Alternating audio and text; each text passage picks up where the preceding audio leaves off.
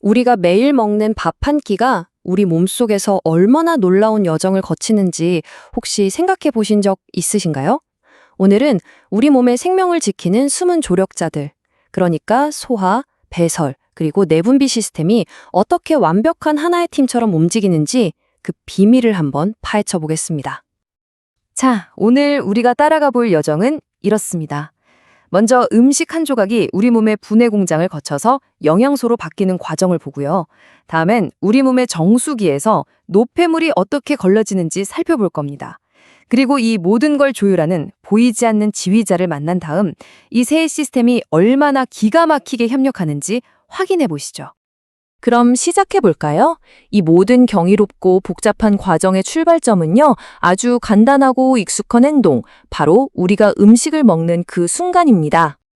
우리가 그냥 무심코 음식을 한 입 베어 무는 바로 그 순간에요. 우리 몸속에서는 정말 거대하고 정교한 생화학적 연쇄 반응이 아주 조용하지만 또 역동적으로 시작되는 겁니다. 자, 그 여정의 첫 번째 관문이죠. 바로 우리 몸의 최첨단 영양소 처리 공장 소화계입니다. 여기서부터 음식이 우리 몸이 쓸 수 있는 에너지로 변신하는 마법이 시작됩니다. 소화 과정의 핵심 원리를 딱 하나만 꼽으라면 바로 이 가수분해인데요. 이게 뭐냐면요. 말 그대로 물을 이용해서, 그러니까 물로 공격해서 커다란 음식 분자를 아주 작게 우리 몸이 흡수할 수 있을 만큼 잘게 쪼개는 과정이라고 생각하시면 됩니다. 이 소화 공장은 분업이 아주 확실해요. 입에서는 탄수화물부터 처리를 시작하고요. 위에서는 단백질을, 그리고 마지막 작은 창자에서는 거의 모든 영양소를 흡수하는 거죠. 각자 자기 역할이 명확하게 정해져 있는 겁니다. 특히 위는 그냥 음식을 담아두는 주머니가 절대 아니에요. 펩시노겐하고 염산, 이 강력한 두 물질이 만나서 단백질을 녹이는 효소를 활성화시키는 아주 역동적인 화학 반응로라고 할 수 있습니다. 근데 이 과정이 그냥 막 일어나는 게 아니에요. 쥐세포가 가스트린이라는 신호탄을 딱 쏘면 그 신호를 받은 벽세포가 염산을 뿜어내고 그 염산이 잠자고 있던 펩시노겐을 펩신이라는 강력한 효소로 깨우는 거죠. 정말 정교한 지휘체계 아닌가요? 이 모든 분해 과정의 하이라이트, 진짜 알짜배기는 바로 이 작은 창자에서 나옵니다. 우리가 먹은 음식의 영양분이 드디어 우리 몸의 일부가 되는 혈관으로 쏙쏙 흡수되는 가장 중요한 단계가 바로 여기입니다. 자, 그럼 여기서 궁금한 게 생기죠. 이렇게 다 분해는 했는데 우리 몸에 좋은 거는 어떻게 알아보고 나쁜 찌꺼기는 또 어떻게 처리할까요? 바로 이 질문에 대한 답이 우리 몸의 명품 정수기, 콩팥이 주인공인 배설계에 있습니다. 필요한 건 꽉 붙잡고 필요 없는 건 내보내는 아주 중요한 역할을 하죠. 이 숫자 한번 보세요. 25%. 이게 뭘 의미하냐면요. 여러분 심장이 쿵 하고 한번 뜰 때마다 온몸의 피 4분의 1이 이 작은 콩팥을 지나간다는 뜻입니다. 정말 콩팥이 단 한순간도 쉬지 않고 일한다는 거죠. 어마어마하지 않나요? 콩팥을 이렇게 열심히 일하게 만드는 실제 일꾼은 네프론이라는 아주 작은 필터인데요.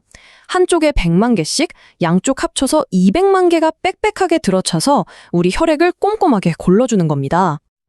우리 몸이 얼마나 알뜰한지 여기서 볼 수 있어요.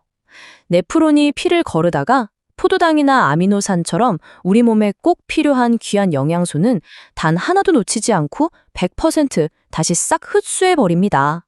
낭비란 없죠? 근데 가만 생각해보면 참 신기하지 않으세요? 위는 언제 위산을 내보내야 할지, 콩팥은 또 물을 얼마나 남겨둬야 할지, 이 모든 걸 도대체 누가 다 지시하고 조율하는 걸까요? 네, 그 보이지 않는 총지휘자, 그게 바로 우리 몸의 오케스트라를 이끄는 내분비계입니다. 호르몬은 뭐랄까 혈관을 타고 다니는 우리 몸의 특급 메신저 같은 거예요. 신경처럼 번개같이 빠르진 않지만 아주 정확하고 또 꾸준하게 온몸에 지시사항을 전달하죠.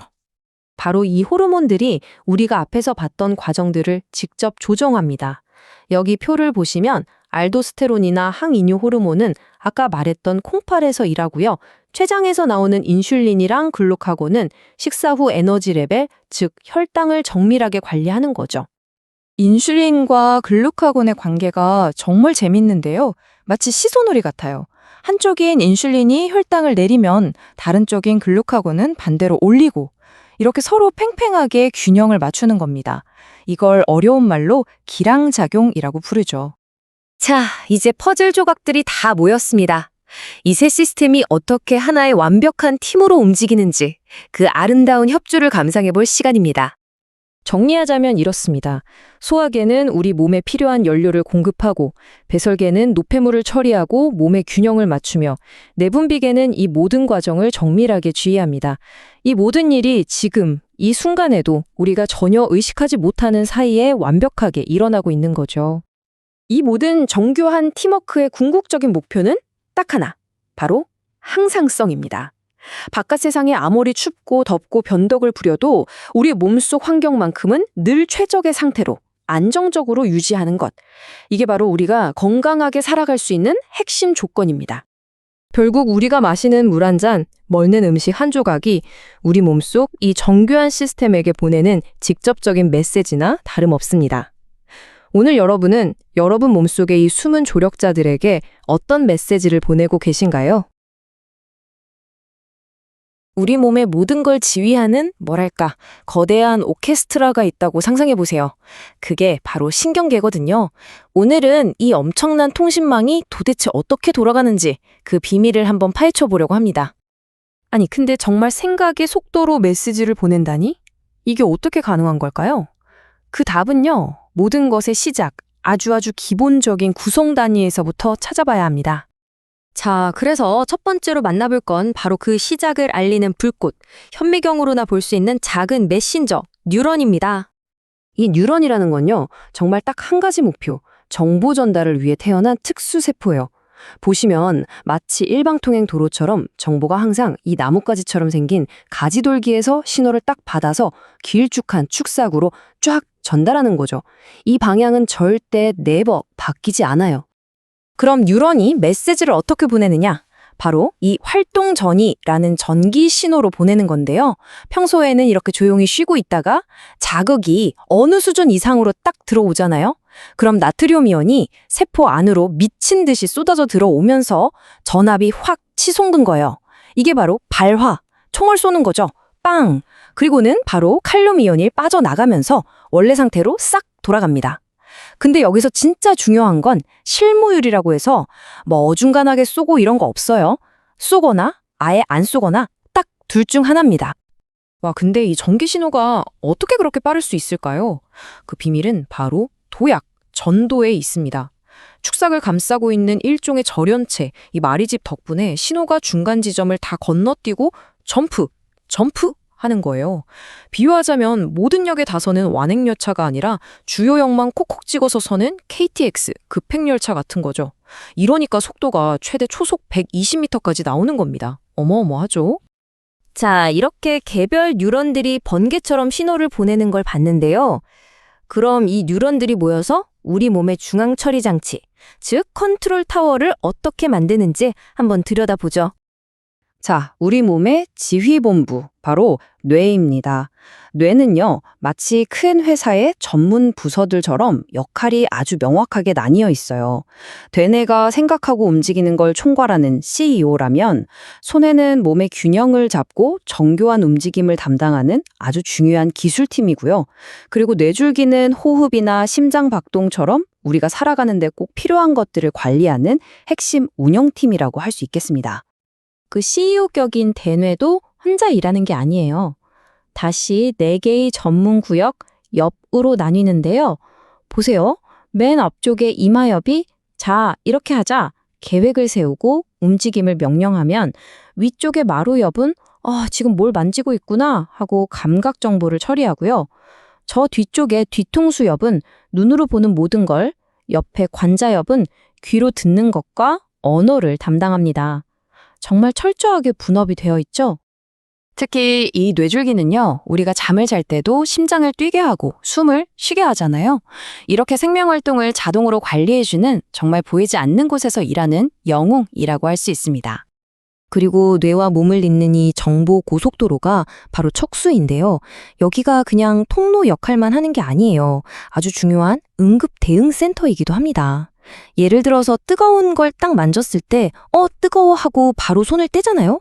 그게 뇌까지 신호가 가서, 뜨거우니 손 떼라 하고 명령이 내려오길 기다린 게 아니고요. 척수에서 바로 위험해, 손 떼 하고 직접 근육에 명령을 내린 겁니다.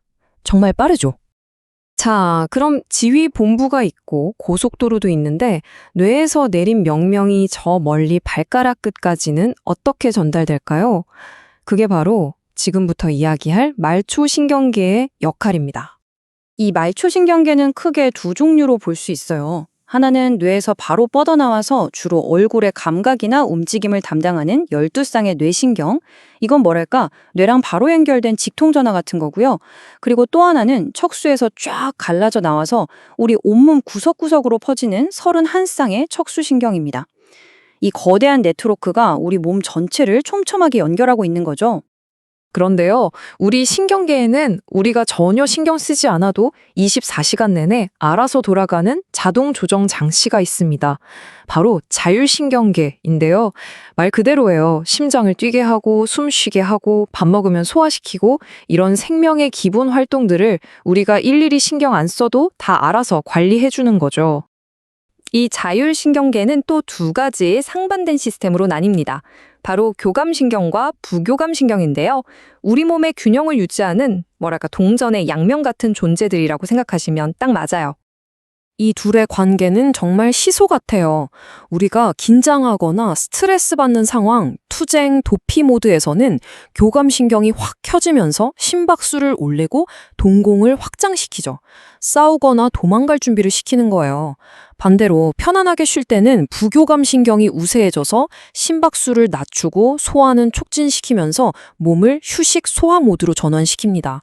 이 둘이 엎치락뒤치락하면서 완벽한 균형을 이루는 게 바로 건강의 핵심인 거죠. 이게 좀 추상적으로 들릴 수 있는데 한번 실제 경험을 떠올려 보세요. 혹시 너무 긴장하거나 스트레스 받아서 입맛이 뚝 떨어졌던 적 없으세요? 그게 바로 교감신경이 활성화되면서 소화 기능을 딱 억제시켜버린 상태를 여러분이 직접 경험하신 겁니다. 자, 정리해보면 이렇습니다. 우리가 지금까지 살펴본 모든 것들, 그러니까 단 하나의 뉴런에서 시작된 그 작은 전기 신호가 모이고 모여서 우리의 생각, 감정, 그리고 모든 행동을 만들어내는 거죠. 정말 경이로운 시스템 아닌가요? 각 부분이 얼마나 정교하게 맞물려서 작동하는지 완벽한 통합체 그 자체입니다. 오늘 우리가 함께 여행한 신경계의 지도입니다. 개별 뉴런이라는 작은 불꽃에서 시작해서 지휘본부인 중추신경계와 고속도로인 말초신경계를 거쳐 자동조종 장치인 자율신경계까지 이 전체 그림을 다시 한번 머릿속에 그려보시면 좋을 것 같아요. 네, 오늘 우리는 신경계라는 정말 정교한 설계의 도를 함께 살펴봤습니다. 근데요, 정말 놀라운 점은 이 시스템이 그냥 만들어진 대로 고정된 기계가 아니라는 거예요. 평생에 걸쳐서 스스로 배우고 주변 환경에 적응하고 또 변화해 나간다는 거죠. 우리의 경험 하나하나가 이 신경망을 어떻게 끊임없이 바꾸고 재구성하는 걸까요? 아마도 그 역동성이야말로 신경계가 가진 가장 큰 신비이자 앞으로 우리가 계속 탐구해야 할 영역이 아닐까 싶습니다. 안녕하세요. 우리 몸, 이거 정말 대단한 기계잖아요. 이 복잡하고 정교한 시스템이 대체 어떻게 매일같이 우리를 살아 움직이게 하는지 오늘 그 비밀을 함께 파헤쳐 보겠습니다. 준비되셨나요? 아마 다들 한 번쯤은 이런 생각 해보셨을 거예요. 아니, 내 몸은 어떻게 이렇게 알아서 착착 움직이는 거지? 오늘 그 궁금증을 풀기 위한 여정을 한번 시작해보죠. 우리 몸속의 생물학, 그 해답을 같이 찾아가 봐요. 자, 그럼 본격적으로 들어가 볼까요? 모든 위대한 건축물에는 설계도가 있잖아요. 우리 몸도 똑같습니다. 가장 기본이 되는 구성 요소부터 시작해서 우리 몸이 얼마나 체계적으로 만들어졌는지 한번 살펴보겠습니다. 우리 몸의 구조는요, 비유하자면 집을 짓는 거랑 정말 똑같아요. 생명의 기본 단위인 세포라는 벽돌들이 모여서 조직이라는 벽을 만들고요. 이 벽들이 합쳐져서 특정 기능을 하는 기관, 그러니까 방이 만들어지는 거죠. 그리고 이 방들이 모여서 하나의 완전한 집, 즉 개통을 이루게 됩니다. 세포에서 조직, 기관, 개통으로 이어지는 거죠. 정말 완벽한 과정 아닌가요? 그럼 조직에 대해서 조금만 더 알아볼까요? 조직은 우리 몸을 구성하는 일종의 천이라고 생각하면 쉬워요. 이 천은 크게 네 종류가 있는데요. 우리 몸의 표면을 덮는 상피 조직, 뼈나 혈액처럼 다른 부분들을 연결하고 지지해주는 결합 조직, 그리고 움직임을 만드는 근육 조직, 마지막으로 신호를 전달하는 신경 조직. 이 네 가지가 모여서 우리 몸의 모든 걸 만들어내는 겁니다. 자, 이제 기본 설계도는 봤으니까요. 우리 몸의 첫 번째 핵심 시스템으로 한번 넘어가 볼게요. 우리가 하는 모든 움직임을 책임지는 아주 강력한 엔진, 바로 근육입니다. 화면에 뜬금없이 85%라는 숫자가 보이죠? 이게 과연 뭘 의미할까요? 놀랍게도 우리 몸이 만들어내는 열의 약 85%를 바로 근육이 만들어낸다는 뜻이에요. 그러니까 근육은 단순히 우리를 움직이게만 하는 게 아니라 우리 몸의 체온을 따뜻하게 유지해주는 거대한 보일러 역할까지 하는 셈이죠. 우리가 팔을 구부리고 다리를 뻗을 때 근육 속 아주 미세한 세계에서는 정말 어마어마한 일들이 일어나는데요. 그 움직임의 마법이 시작되는 곳이 바로 이 근육원섬유마디, 영어로는 사코미아라고 하는 부분입니다. 이게 마치 아주 작은 아코디언 같다고 생각하시면 돼요. 이 아코디언이 쫙 줄어들었다가 펴지면서 근육 전체가 움직이는 원리죠. 근육이 수축하는 과정은 뭐랄까 되게 정교한 요리법 같아요. 간단히 말하면 이렇습니다. 뇌가 움직여 하고 전기 신호를 딱 보내면요. 이 신호가 열쇠가 돼서 근육세포 안에 갇혀있던 칼슘의 문을 활짝 열어요. 쏟아져 나온 칼슘이 우리 몸의 에너지 화폐인 ATP를 써서 근육섬유들을 서로 쫙 잡아당기는 거죠. 그러니까 핵심은 뇌의 신호, 칼슘, 그리고 에너지, 이 세 가지가 완벽하게 맞아떨어져야 근육이 움직일 수 있다는 겁니다. 근데 재밌는 건 우리 몸의 근육이 다 똑같지가 않다는 거예요. 각자 다른 임무를 맡고 있는 세 가지 뚜렷한 유형의 근육이 존재하거든요. 과연 어떤 근육들이고 뭐가 다를까요? 자, 이 표를 보면 차이가 확 드러나죠. 우리가 팔다리처럼 마음대로 움직이는 뼈대 근육은 핵이 여러 개고 운동하면 쉽게 피로해지잖아요.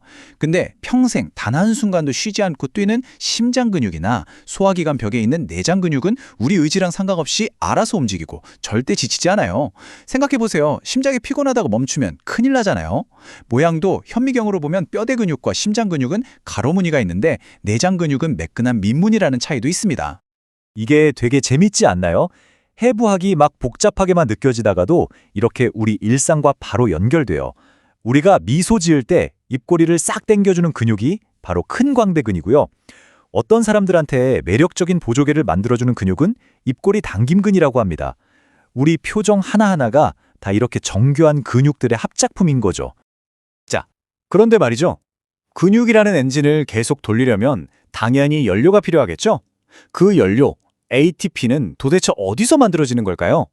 이 질문이 자연스럽게 우리를 다음 여정으로 이끌어줍니다. 그 답은 바로 소화계에 있습니다. 우리 몸의 놀라운 연료 처리 공장이라고 할 수 있죠. 우리가 먹는 음식을 몸이 쓸 수 있는 에너지로 바꾸는 아주 중요한 역할을 합니다. 우리가 음식을 먹으면 그 음식은 아주 긴 여령을 시작합니다. 입에서 출발해서 식도를 지나 위로 들어가죠. 위에서 강력한 위산에 한 번 녹은 음식물은 영양분 흡수의 하이라이트인 작은 창자로 가고요. 마지막으로 큰 창자를 거쳐서 남은 찌꺼기가 몸 밖으로 나가게 됩니다. 이 긴 여정 끝에 음식이 에너지로 변하는 거예요. 작은 창자, 이름만 들으면 되게 작을 것 같잖아요. 근데 전혀 아닙니다. 사실 소화기관 중에서 제일 길어요. 특히 작은 창자의 첫 부분인 샘창자라는 곳이 아주 중요한데요. 바로 이쪽으로 간에서 만든 쓸개즙이랑 이자에서 만든 소화액이 콸콸 쏟아져 들어와서 음식물이랑 섞이거든요. 여기서부터 본격적인 영양소 흡수가 시작되는 거죠. 이자는 진짜 우리 몸의 멀티플레이어예요. 완전 만능이죠. 왜냐면 두 가지 중요한 일을 동시에 하거든요. 하나는 탄수화물, 단백질, 지방, 이 3대 영양소를 전부 분해할 수 있는 강력한 소화 효소를 만들어서 작은 창자로 보내는 일. 그리고 또 하나는 혈당을 조절하는 인슐린 같은 호르몬을 만들어서 혈액으로 직접 뿜어내는 일. 소화도 돕고 호르몬도 조절하고 정말 대단한 기관입니다. 간하고 쓸개, 이게 되게 헷갈리거든요. 근데 역할이 명확하게 달라요. 우리 몸에서 가장 큰 분비샘인 간이 지방 소화를 돕는 쓸개즙을 생산하는 공장이라면요. 쓸개는 간이 만든 쓸개즙을 저장했다가 진하게 농축시키는 작은 창고 같은 역할을 합니다. 그러다가 기름진 음식이 들어오면 창고 문을 열어서 쓸개즙을 쫙 내보내는 거죠. 자, 이제 거의 다 왔습니다. 오늘 우리는 근육계와 소화계를 따로따로 살펴봤지만 사실 진짜 중요한 핵심은 이거예요. 우리 몸의 모든 시스템은 다 하나로 긴밀하게 연결되어 있다는 거. 한번 생각해 보세요. 소화계가 음식물에서 열심히 에너지를 뽑아내면 그 에너지가 혈액을 타고 근육으로 전달돼서 우리가 움직일 수 있게 하는 거예요. 이 모든 게 단 하나의 세포에서 시작된 설계도를 바탕으로 조직, 기관, 계통으로 발전해서 이렇게 완벽한 협업을 이루는 겁니다. 우리 몸은 정말 하나의 경이로운 예술작품 같아요. 오늘 우리가 함께 본 건 정말 빙산의 일각일 뿐입니다. 지금 이 순간에도 우리 몸 안에서는 신경계가 쉴 새 없이 정보를 전달하고 순환계가 영양분을 배달하고 면역계가 우리를 지키고 있죠. 우리 몸이라는 이 놀라운 비계, 알면 알수록 더 궁금해지지 않으세요? 안녕하세요. 우리가 무심코 하는 이 단순한 동작 하나에 사실은 정말 어마어마한 과학이 숨어 있다는 사실 알고 계셨나요? 오늘 바로 그 비밀을 한번 파헤쳐 보겠습니다. 우리가 그냥 안녕 하고 손 한번 흔드는 거요? 이게 사실은 우리 몸속에서 벌어지는 엄청나게 복잡한 뭐랄까 생물학적 교양곡 같은 거거든요.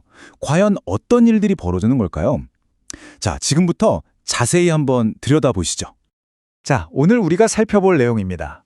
먼저 우리 몸의 가장 기본 재료인 조직부터 시작해서 움직임의 중심축인 관절, 그리고 실제 힘을 내는 근육의 작동 원리까지. 마지막엔 이 모든 것들이 어떻게 완벽하게 협력해서 하나의 움직임을 만들어내는지 알아볼 겁니다. 네, 그럼 첫 번째 섹션입니다. 움직임을 제대로 이해하려면요, 당연히 우리 몸을 이루는 재료부터 알아봐야겠죠? 모든 건 바로 이 조직에서부터 시작됩니다. 우리 몸은요, 아주 체계적인 구조로 되어 있어요.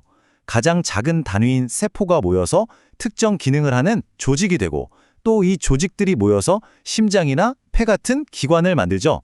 그리고 이런 기관들이 함께 일하면서 하나의 계통을 이루는 겁니다. 정말 놀랍지 않나요? 자, 근데 진짜 신기한 건 뭔지 아세요? 이렇게 복잡한 우리 몸의 조직들이요, 사실은 태아 시절에 딱 3개의 층, 그러니까 외배엽, 내배엽, 중배엽에서부터 만들어진다는 거예요. 오늘 우리가 이야기할 움직임과 관련해서는 특히 이 중배엽을 꼭 기억해 두셔야 합니다. 근육과 뼈가 바로 여기서 나오거든요. 그리고 이 중배엽에서 만들어지는 것 중에 오늘 이야기의 주인공이라고 할 수 있는 게 바로 결합 조직입니다. 말 그대로 우리 몸의 여러 조직들을 지지하고 연결해주는 뭐랄까 생물학적인 뼈대 같은 역할을 하는 거죠. 인대, 힘줄, 뼈, 연골 전부 다 여기에 속해요. 자, 그럼 재료는 준비됐습니다. 그럼 이제 뭐가 필요할까요? 바로 움직임의 중심축이 있어야겠죠. 우리 몸의 아주 경이로운 공학기술, 바로 관절의 비밀을 파헤쳐 볼 시간입니다. 관절이라고 해서 다 똑같은 게 아니에요. 가장 큰 차이는 얼마나 움직일 수 있느냐 하는 건데요. 예를 들어 머리뼈에 있는 관절처럼 거의 움직이지 않는 섬유관절이 있고요. 반면에 어깨나 무릎처럼 아주 자유롭게 움직이는 윤활관절이 있습니다. 그리고 이 윤활관절들을 보면 형태가 기능을 결정한다는 말이 정말 딱 들어맞아요. 보세요. 문 경첩처럼 한 방향으로만 움직이는 경첩관절도 있고요. 가장 넓은 범위로 움직일 수 있는 공 모양의 절구관절도 있죠. 또 축을 중심으로 빙글빙글 도는 중쇄관절도 있고요. 이 모양 자체가 바로 어떤 움직임을 할 수 있는지 말해주는 겁니다. 여기서 특히 이 어깨관절을 좀 주목해 주세요. 우리 몸에서 움직임의 범위가 가장 넓거든요. 그런데 이렇게 자유로운 만큼 치명적인 단점이 하나 있습니다. 바로 불안정하다는 거죠. 쉽게 빠질 수 있다는 뜻이에요. 이 자유로움과 불안정함, 이걸 꼭 기억해 두세요. 좋습니다. 뼈대도 있고 움직임의 중심축인 관절도 살펴봤습니다. 그럼 이제 뭐가 남았죠? 맞습니다. 바로 이 모든 걸 움직일 동력, 즉 엔진이 필요하죠. 이제 근육이 어떻게 작동하는지 그 미세한 세계로 한번 들어가 보겠습니다. 바로 여기서 진짜 마법 같은 일이 벌어지는 거예요. 근육 원섬유마디라고 부르는 곳인데요. 여기가 바로 근육이 수축하는 가장 기본적인 단위입니다. 아주 작은데 엄청나게 강력한 엔진들이 수없이 모여 있다고 상상하시면 돼요. 그럼 이 작은 엔진들을 움직이게 하는 점화 스위치는 뭘까요? 바로 칼슘 이온입니다. 그리고 이 칼슘을 보관하고 있다가 필요할 때 딱 하고 방출해주는 창고가 있는데 그게 바로 근육세포질 그물이라는 곳이에요. 자, 그럼 이 모든 과정이 어떻게 순식간에 일어나는지 한번 보세요. 먼저 뇌에서 신호를 보내면요, 아세틸콜린이라는 물질이 나와요. 그럼 근육세포질 그물에서 칼슘이 쫙 방출됩니다. 이 칼슘이 트로포린이라는 단백질에 딱 달라붙으면 액틴 필라멘트의 결합 부위가 열리게 돼요. 그럼 드디어 미오신이 액틴에 붙어서 쫙 끌어당기는 거죠. 바로 이게 근수축입니다. 화학 신호가 물리적인 힘으로 바뀌는 정말 눈 깜짝할 사이에 벌어지는 일이에요. 자, 이제 거의 다 왔습니다. 우리는 지금까지 움직임에 필요한 재료, 뼈대, 그리고 엔진까지 모든 조각들을 살펴봤어요. 이제 이 퍼즐 조각들을 하나로 합쳐서 어떻게 완벽한 움직임이 완성되는지 알아볼 시간입니다. 다시 처음에 이야기했던 손 흔들기로 돌아가 보죠. 이 움직임의 주인공은 단연 어깨관절입니다. 하지만 아까 뭐라고 했죠? 이 관절은 굉장히 불안정하다고요. 혼자서는 이 일을 제대로 해낼 수가 없어요. 아주 든든한 지원군이 필요합니다. 그 지원군이 바로 돌림근띠, 영어로는 로테이터 커프라고 하는 근육들입니다. 이 근육들의 핵심 역할은요, 팔을 막 크게 움직이는 게 아니에요. 오히려 그 큰 움직임이 일어나는 동안 어깨뼈에서 팔뼈가 빠지지 않도록 꽉 잡아주는, 즉 안정성을 제공하는 게 주된 임무입니다. 여기 보시는 것처럼 가시위근, 가시아래근, 작은 원근, 어깨 밑근 이렇게 4개의 근육으로 이루어져 있는데요. 이 4녀석이 정말 완벽한 팀워크를 자랑합니다. 마치 살아있는 인대처럼 어깨 관절을 사방에서 꽉 감싸줘서 우리가 팔을 어떤 방향으로 움직이든 관절이 안정적으로 유지되게 해주는 거죠. 자, 이제 모든 그림이 맞춰졌습니다. 손을 흔드는 이 단순한 동작은요, 사실 뇌에서 보낸 신경 신호부터 시작해서 칼슘이 방출되고 돌림근띠가 어깨를 안정시키는 동시에 절구관절이 부드럽게 움직여주는 이 모든 과정이 결합된 하나의 완벽한 협음의 교향곡이었던 겁니다. 우리가 하는 모든 움직임이 다 이런 정밀한 협력의 결과물인 거예요. 지금 여러분이 그냥 앉아서 이걸 보고 있는 순간에도 여러분의 몸은 균형을 잡기 위해 수많은 근육들을 미세하게 조정하고 있습니다. 정말 놀랍지 않나요? 지금 이 순간 여러분의 몸은 또 어떤 놀라운 일들을 하고 있을까요? 한번 생각해 보는 것도 재밌을 것 같습니다. 지금까지 함께 해주셔서 감사합니다.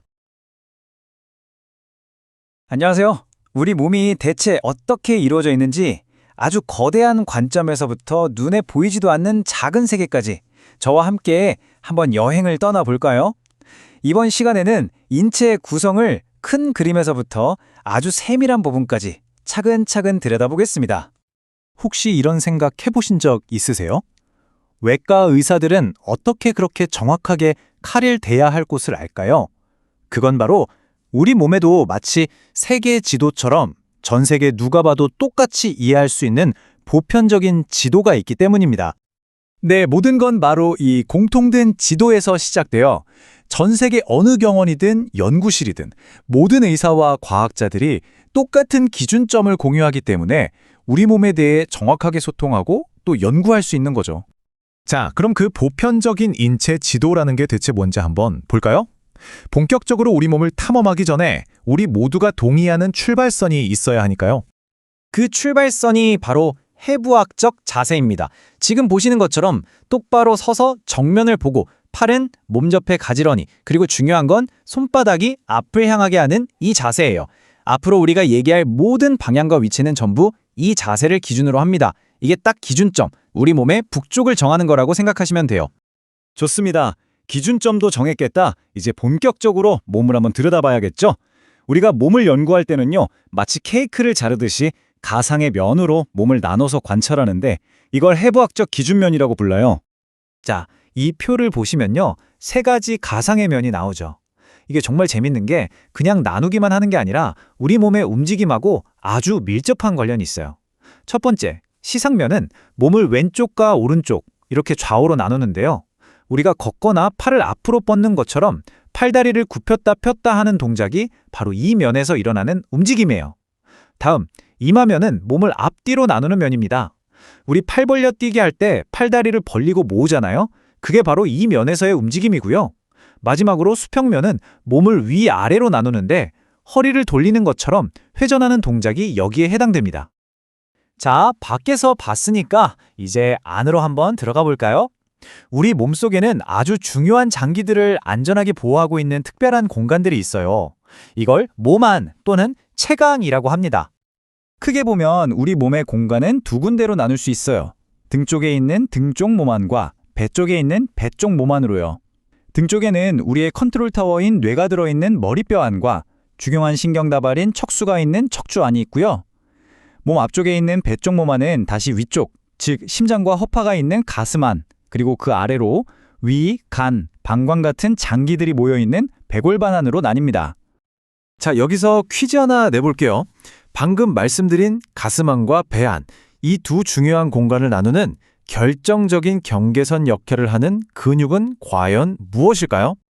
네, 맞습니다. 바로 가로막, 우리가 흔히 횡격막이라고 부르는 근육이죠.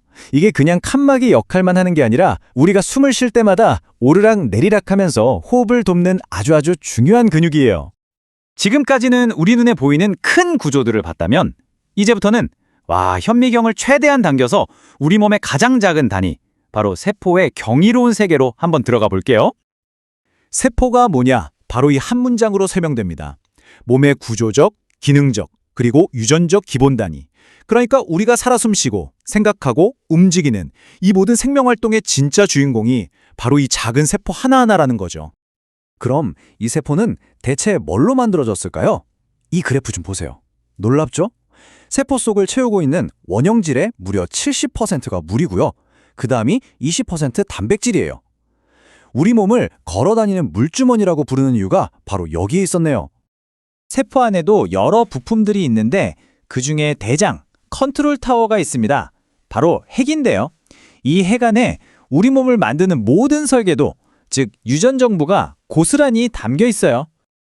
그 유전 정보는 크게 DNA와 RNA 두 가지 형태로 존재해요. DNA는 절대 바뀌면 안 되는 원본 설계도 같은 거예요. 이중나선 구조로 아주 안전하게 보관되죠. 반면에 RNA는 이 원본을 잠깐 복사한 작업 지시서입니다. 이 지시서를 가지고 실제로 단백질을 만들어내는 거죠.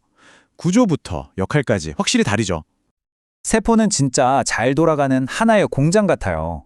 미토콘드리아라는 발전소에서 에너지를 만들고, 리보솜이라는 생산 라인에서 단백질을 조립하고, 골지체라는 물류 부서에서 완성된 단백질을 포장하고 배송합니다.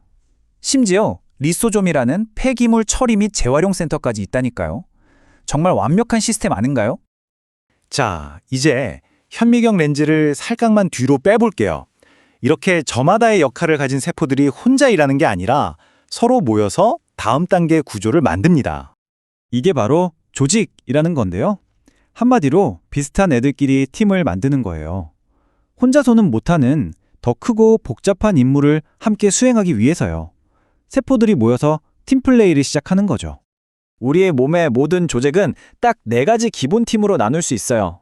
피부나 입안의 점막처럼 우리 몸의 표면을 덮어주는 상피 조직, 뼈나 인대처럼 몸을 지지하고 연결하는 결합 조직, 우리가 움직일 수 있게 해주는 근육 조직, 그리고 뇌에서부터 온몸으로 신호를 전달하는 신경 조직, 바로 이 4가지입니다. 자, 그럼 정리해볼까요? 우리 몸은 정말 놀랍도록 체계적인 구조를 가지고 있습니다. 생명의 가장 기본 단위인 세포에서 시작해서 세포들이 모여 조직이라는 팀을 만들고, 여러 조직들이 모여 위나 심장 같은 기관을, 그리고 이 기관들이 다시 협력해서 소화계나 순환계 같은 하나의 거대한 시스템을 이루는 거죠. 우리가 오늘 이 전체 그림을 쭉 훑어본 셈이에요.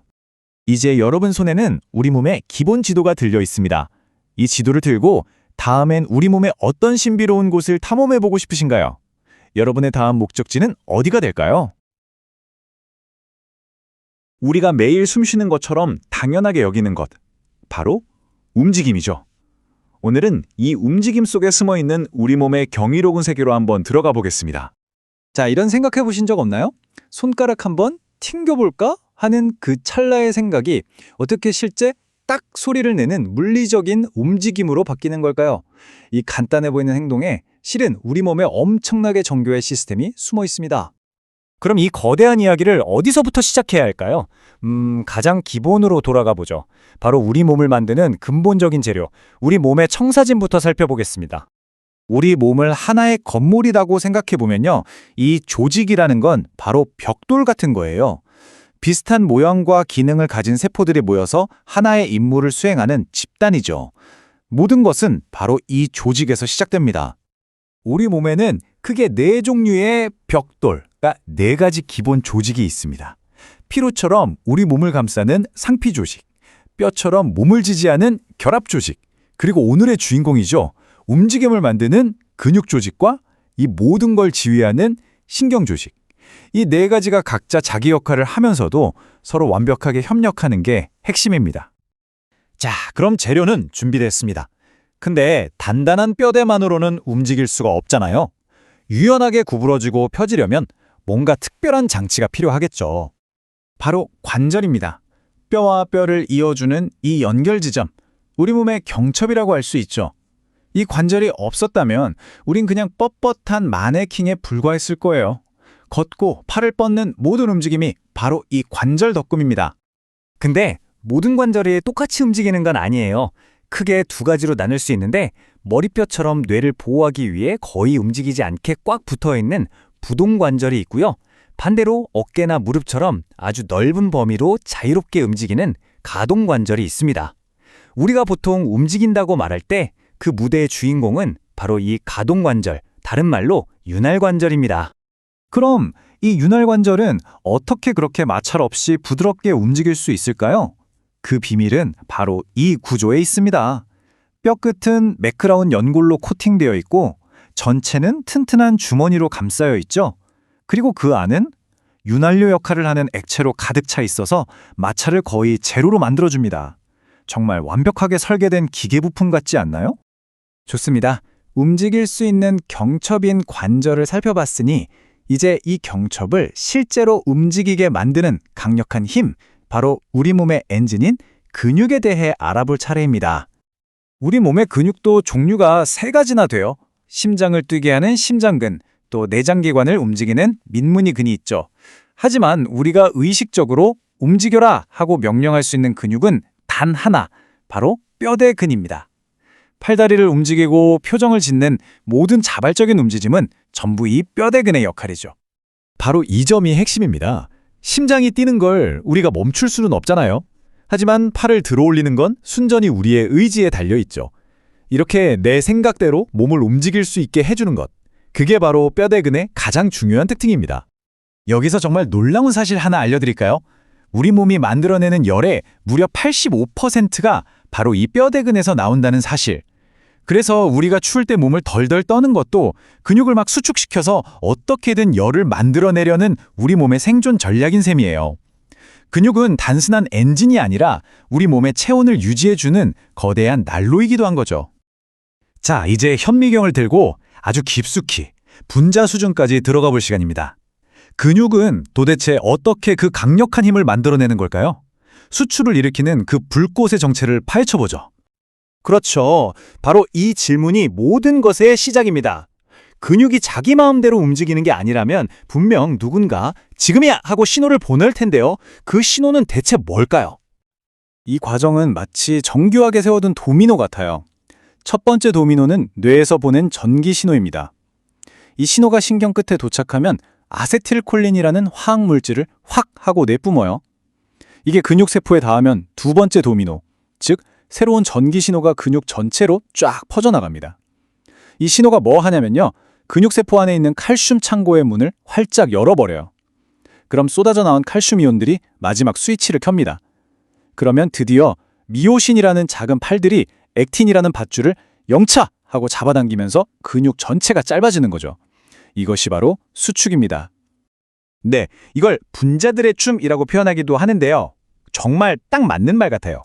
그리고 이 모든 춤을 추게 하는 에너지는 바로 ATP라는 우리 몸의 에너지 화폐에서 나옵니다. 정말 생각할수록 경이롭죠? 자, 이제 지금까지 흩어져 있던 조각들을 모두 모아볼 시간입니다. 이 모든 요소들이 어떻게 협력해서 움직임이라는 하나의 완벽한 교향곡을 만들어내는지 전체 그림을 한번 보시죠. 아주 간단하게 정리하면 이렇습니다. 조직이 뼈와 근육 같은 부품을 만들고 관절이 움직일 수 있는 길을 열어주죠. 그리고 마지막으로 근육이 신경의 신호를 받아 강력한 힘을 만들어내는 겁니다. 이 세 가지의 완벽한 하모니, 그게 바로 움직임의 본질입니다.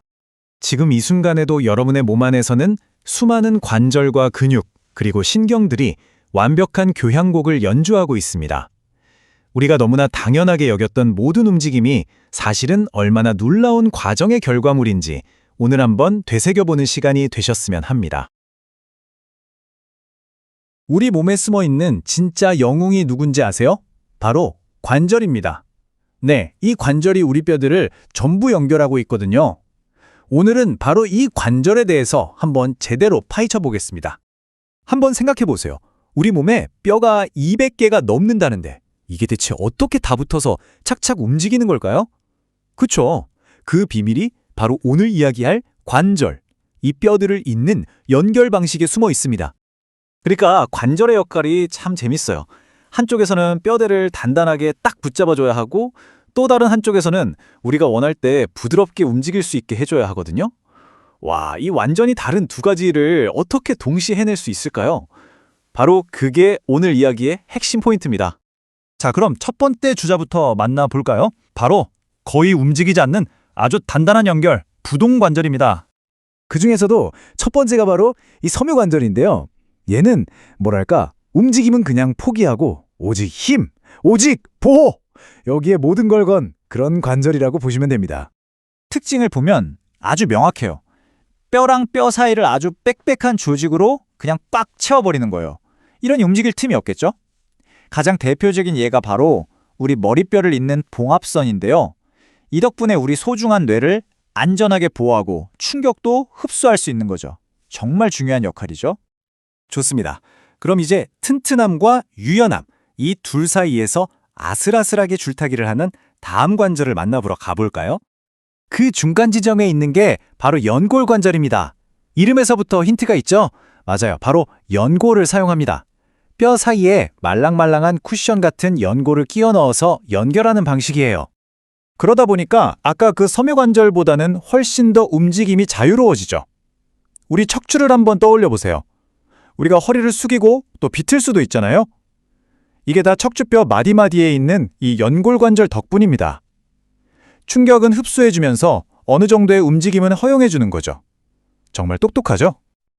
자, 이제 드디어 오늘의 하이라이트입니다. 가장 복잡하고 가장 역동적인 움직임을 만들어내는 바로 그 관절들을 만나볼 시간입니다. 네, 바로 쇼의 주인공 윤활관절입니다.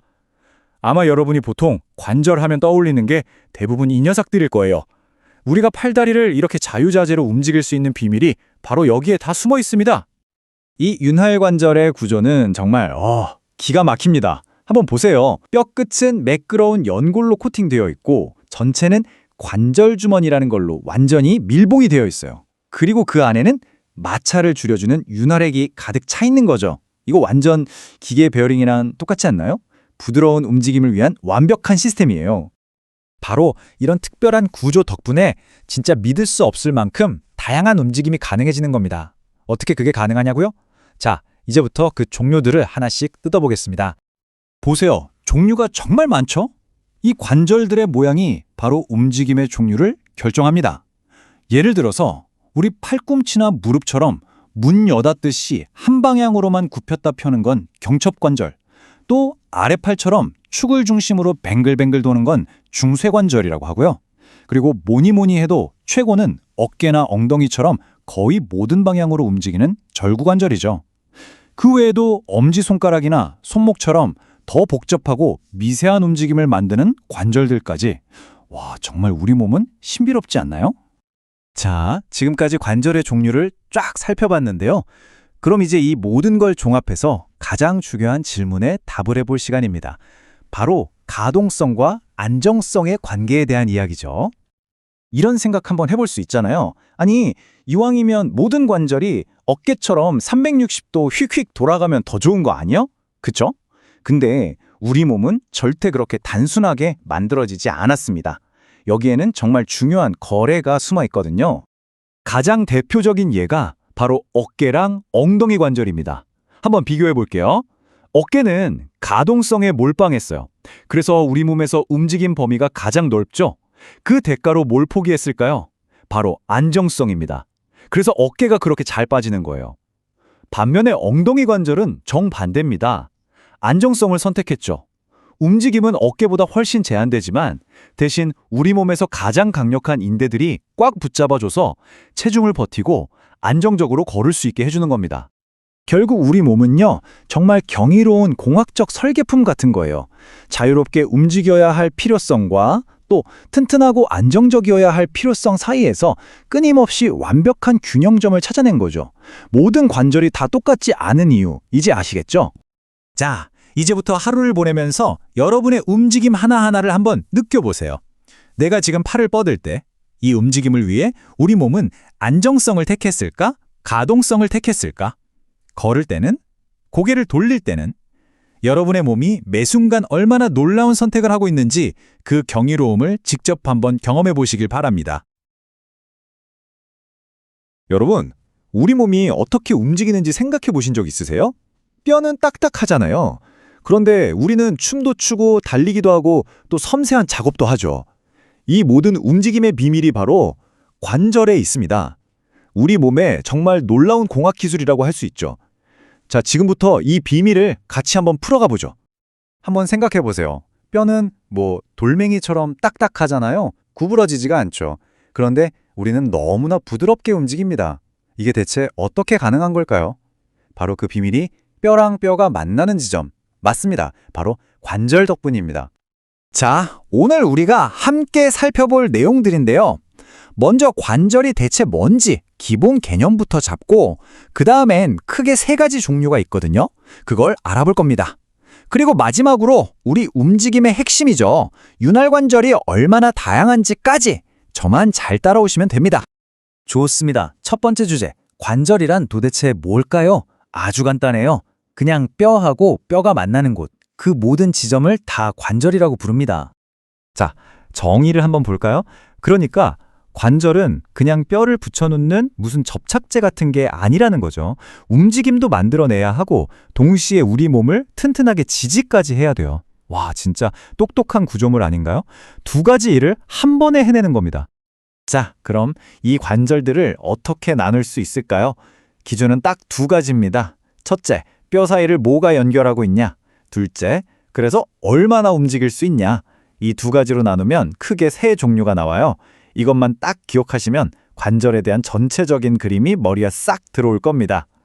이 표를 보시면 한눈에 이해가 되실 거예요. 자, 보세요. 섬유관절은 거의 안 움직이고 연골관절은 아주 살짝만 움직여요. 그리고 우리가 관절 하면 떠오르는 거 있죠? 팔다리 자유롭게 움직이는 거, 그게 전부 다 이 마지막 윤활관절 덕분입니다. 좋아요. 그럼 가장 뻣뻣한 녀석부터 한번 볼까요? 첫 번째, 삼유관절입니다. 이 관절의 존재 이유는 딱 하나예요. 바로 안정성. 이름 그대로 섬유관절은요, 아주 질긴 섬유 조직이 뼈랑 뼈 사이를 뭐랄까 시멘트처럼 단단하게 꽉 붙잡고 있는 거예요. 움직임은 거의 포기한 거죠. 그 대신 뭘 얻었을까요? 뇌처럼 정말 중요한 장기를 안전하게 보호하는 역할, 거기에 완전히 특화된 겁니다. 예를 들면 우리 머리뼈 있잖아요. 여러 조각의 뼈가 퍼즐처럼 딱 맞춰져 있죠? 이게 바로 봉합이라는 섬유관절입니다. 또 이가 턱뼈에 단단히 박혀 있는 것도 못박이 관절이라는 종류고요. 생각해보세요. 머리뼈나 이가 막 흔들린다면 어우, 끔찍하죠? 그래서 여기는 무조건 안정성이 최우선인 겁니다. 자, 다음으로 넘어가 볼까요? 이번엔 약간의 유연성을 가진 연골관절입니다. 이건 뭐랄까 완전히 꽉 막힌 섬유관절이랑 아주 자유로운 윤활관절, 그 딱 중간에 있는 녀석이라고 보시면 돼요. 연골관절의 핵심은 바로 연골입니다. 뼈하고 뼈 사이에 말랑한 연골이 쿠션처럼 깨어있는 구조거든요. 그러니까 이 쿠션 덕분에 충격도 흡수해주고 약간씩 움직이는 것도 가능해지는 거죠. 여기에도 종류가 2가지가 있는데요. 첫 번째는 성장기 어린이들 뼈에 있는 성장판 있죠? 그게 바로 연골관절이에요. 그리고 2번째는 우리 허리, 척추뼈 사이사이에 들어있는 디스크. 이것도 좀 더 질긴 섬유연골로 된 연골관절입니다. 가만 보면 둘 다 약간의 유연성이랑 충격 흡수가 정말 중요한 부위들이죠. 자, 이제 드디어 오늘의 주인공입니다. 우리 몸의 거의 모든 움직임, 아주 다이나믹한 움직임을 만들어내는 가장 중요하고 또 가장 복잡한 관절, 바로 윤활관절입니다. 지금 여러분이 팔 휘두르고 다리를 꼬고 심지어 손가락으로 스마트폰 화면을 넘기는 그 모든 움직임, 전부 다 이 윤활관절 덕분이에요. 그러니 당연히 우리 몸에서 개수도 제일 많고 기능적으로도 압도적으로 중요하다고 할 수밖에 없겠죠. 그럼 윤활관절의 비밀은 뭘까요? 바로 그 구조에 있습니다. 뼈 끝부분은 매끈한 연골로 코팅이 되어 있고요. 전체는 튼튼한 주머니가 감싸고 있어요. 그리고 그 주머니 안은 마찰을 줄여주는 특별한 액체, 윤활액으로 가득 차 있습니다. 이 모든 게 정말 완벽한 하나의 팀처럼 움직이는 거예요. 특히 이 관절 주머니 구조가 진짜 기가 막힙니다. 겉은 질긴 섬유층이라서 관절을 튼튼하게 꽉 잡아주고요. 안쪽에는 얇은 윤활막이 있어서 여기서 계속 윤활액을 만들어내는 거예요. 그러니까 튼튼함과 부드러움을 동시에 잡은 정말 완벽한 설계라고 할 수 있죠. 이 윤활액은요, 비유하자면 자동차 엔진 오일 같은 거예요. 뼈끼리 부딪힐 때 마찰을 거의 없애주니까 연골이 닳지 않겠죠? 충격도 흡수해주죠. 심지어 혈관이 없는 연골에 영양분까지 공급해줍니다. 이야, 정말 못하는 게 없는 만능 해결사네요. 그런데 말이죠. 이 윤활관절이라고 해서 다 똑같이 움직이는 건 절대 아닙니다. 뼈가 만나는 부분의 모양이 어떻게 생겼냐에 따라서 움직일 수 있는 방향이랑 범위가 다 달라지거든요. 그 종류가 생각보다 엄청 다양합니다. 와, 정말 다양하죠? 보세요. 문처럼 한 방향으로만 열리고 닫히는 우리 팔꿈치, 이게 경첩관절이고요. 고개를 도리도리 할 수 있게 해주는 목의 중쇄관절도 있죠. 그리고 거의 모든 방향으로 휙휙 돌아가는 어깨의 절구관절까지. 결국 관절의 모양이 그 관절의 운명을 결정하는 셈입니다. 이 중에서 움직임의 끝판왕을 꼽으라면 단연 절구관절입니다. 여기 숫자 3이 보이시죠? 이게 바로 움직임 축이 3개라는 뜻이에요. 앞뒤, 좌우, 그리고 회전까지. 그러니까 3D로 모든 방향으로 움직일 수 있다는 거죠. 우리 몸에서는 어깨랑 엉덩이 관절이 바로 이 절구관절입니다. 자, 여기서 아주 중요한 원칙이 하나 나옵니다. 바로 움직임의 자유와 안정성은 서로 맞바꾸는 관계라는 거예요. 모든 걸 다 가질 수는 없는 거죠. 똑같은 절구관절인데도 어깨랑 엉덩이를 비교해보면 이게 확 와닿습니다. 어깨는 엄청난 자유를 얻은 대신 좀 불안정하고요. 엉덩이는 그 반대죠. 아주 안정적인 대신 움직임은 좀 덜 자유롭습니다. 바로 이겁니다. 어깨는 운동 범위가 가장 크지만 가장 쉽게 빠지는 관절이다. 어깨가 왜 이렇게 잘 움직이냐면요. 관절 소켓이 접시처럼 얕아서 그래요. 그런데 바로 그 얕은 구조 때문에 충격을 받으면 툭 하고 빠지기 쉬운 거죠. 세상 모든 일이 그렇듯 얻는 게 있으면 잃는 것도 있는 법입니다. 자, 오늘 쭉 살펴봤는데요. 우리 몸의 관절이라는 게 정말 대단하지 않나요? 움직이지 말아야 할 곳은 섬유관절로 단단하게, 조금 움직여야 할 곳은 연골관절로 유연하게, 그리고 자유롭게 움직여야 하는 곳은 윤활관절로 부드럽게, 각자의 임무에 맞춰서 정말 완벽하게 설계된 그야말로 생물학적 걸작이라고 할 수 있습니다. 마지막으로 여러분께 재미있는 질문 하나 던져볼게요. 만약 여러분 몸의 관절 딱 하나를 재설계할 기회가 생긴다면, 예를 들어 어깨관절이요. 지금보다 훨씬 더 유연하게 만드시겠어요? 아니면 절대 빠지지 않게 더 안정적으로 만드시겠어요? 자유와 안정, 우리 몸의 이 놀라운 균형에 대해 한 번쯤 생각해 보시는 계기가 되었으면 좋겠습니다. 안녕하세요. 자, 오늘은 우리 몸을 움직이는 엔진이죠. 바로 이 뼈대 근육의 구조와 기능에 대해 한번 제대로 파헤쳐 보겠습니다. 우리가 눈 한번 깜빡이는 그 사소한 움직임부터 전력으로 질주할 때까지 이 모든 힘이 도대체 어떻게 이 아주 미세한 수준에서 만들어지는 걸까요? 그 놀라운 세계로 지금부터 함께 들어가 보시죠.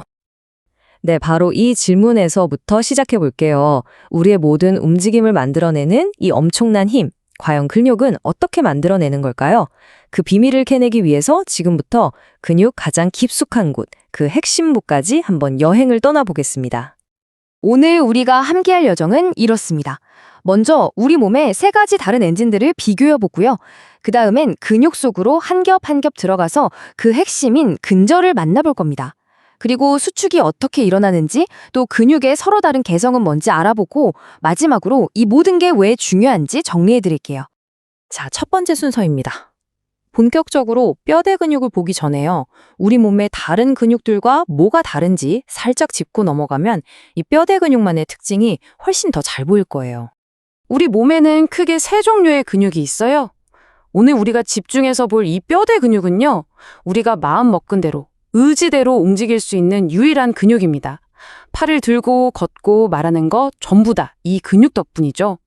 반면에 심장을 뛰게 하는 심장근이나 내장기관을 이루는 민문이근은 우리 의지랑은 상관없이 알아서 움직이면서 생명을 유지시켜줍니다.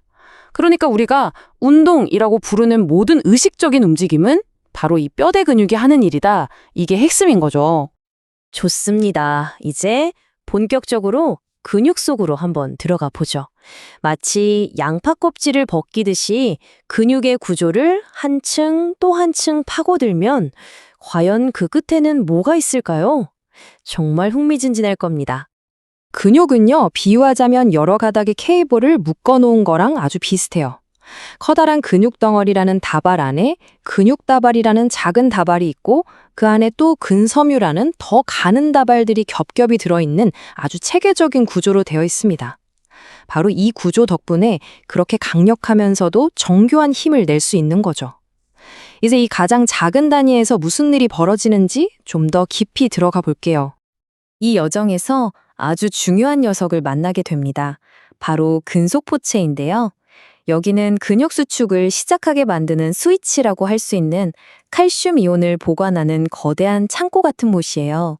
신호가 오기 전까지는 칼슘을 가득 저장하고 있다가 움직여 하는 명령이 딱 떨어지면 그걸 일제히 뿜어내는 역할을 합니다. 드디어 도착했습니다. 근육의 심장부, 진짜 액션이 일어나는 엔진실, 바로 근절, 영어로는 사코미어라고 불리는 곳입니다. 모든 움직임은 바로 여기서부터 시작됩니다. 이 근절이라는 게 바로 근육 수축의 가장 작은 기능 단위예요.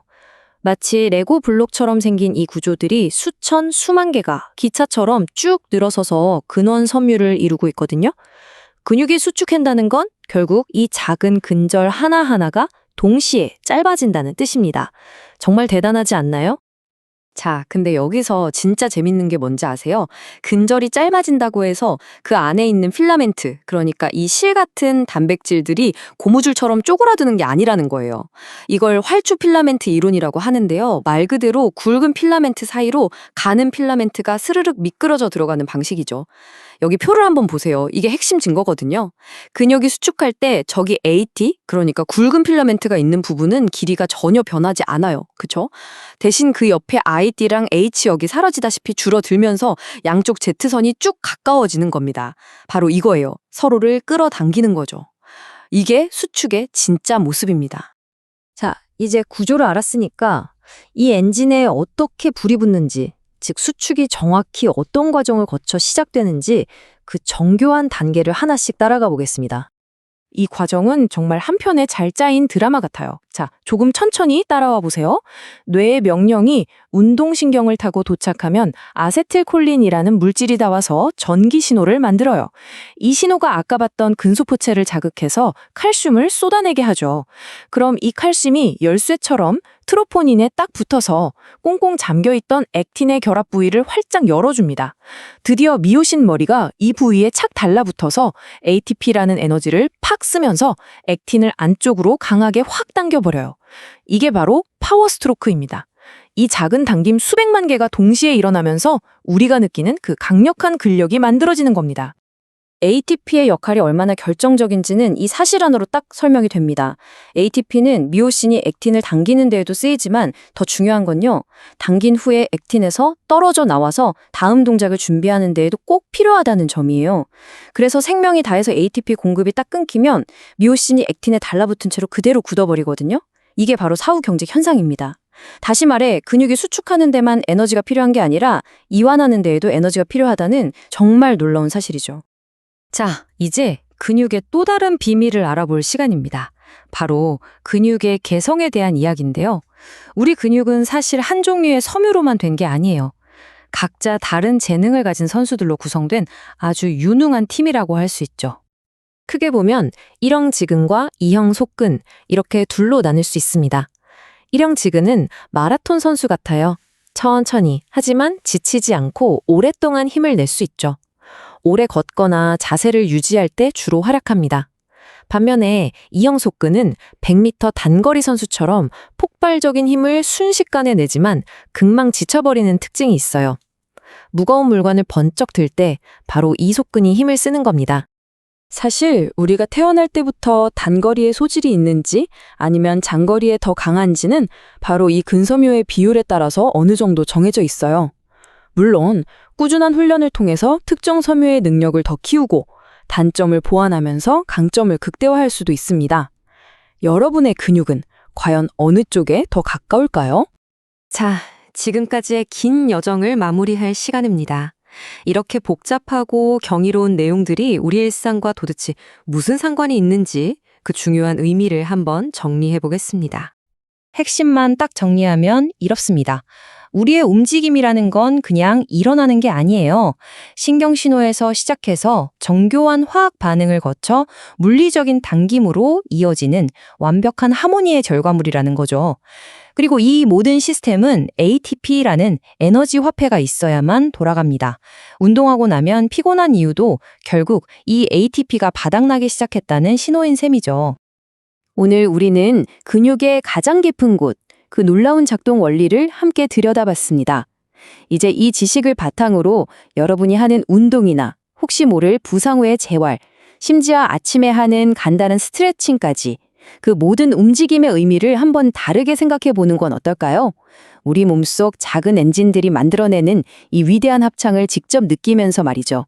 들어주셔서 감사합니다. 우리가 지금 이 순간에도 하고 있는 모든 움직임들, 미소를 짓거나 힘껏 달리는 것까지 이 모든 걸 가능하게 하는 엔진이 우리 몸속에 있다는 거 알고 계셨나요? 바로 뼈대 근육입니다.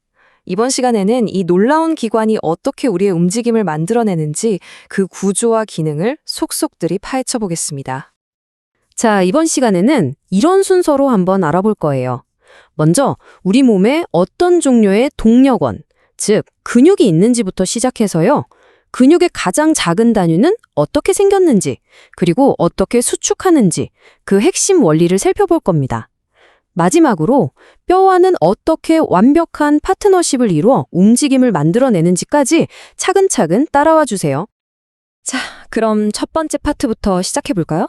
우리 몸에는 근육이 참 많잖아요.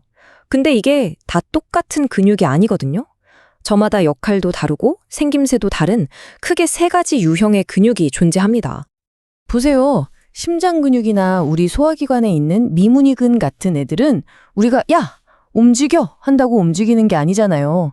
그냥 알아서 정말 쉬지 않고 일하죠. 이걸 불수의근이라고 해요. 근데 이 뼈대 근육은 다릅니다. 이건 우리가 딱 원할 때 의식적으로 움직일 수 있는 유일한 근육, 바로 수의근이에요. 현미경으로 보면 선명한 가로무늬가 보이고 강력한 힘을 내기 위해 여러 개의 핵을 가지고 있죠. 물론 그 대가로 쉽게 지친다는 단점도 있고요. 이번 이야기의 주인공이 바로 이 뼈대 근육입니다.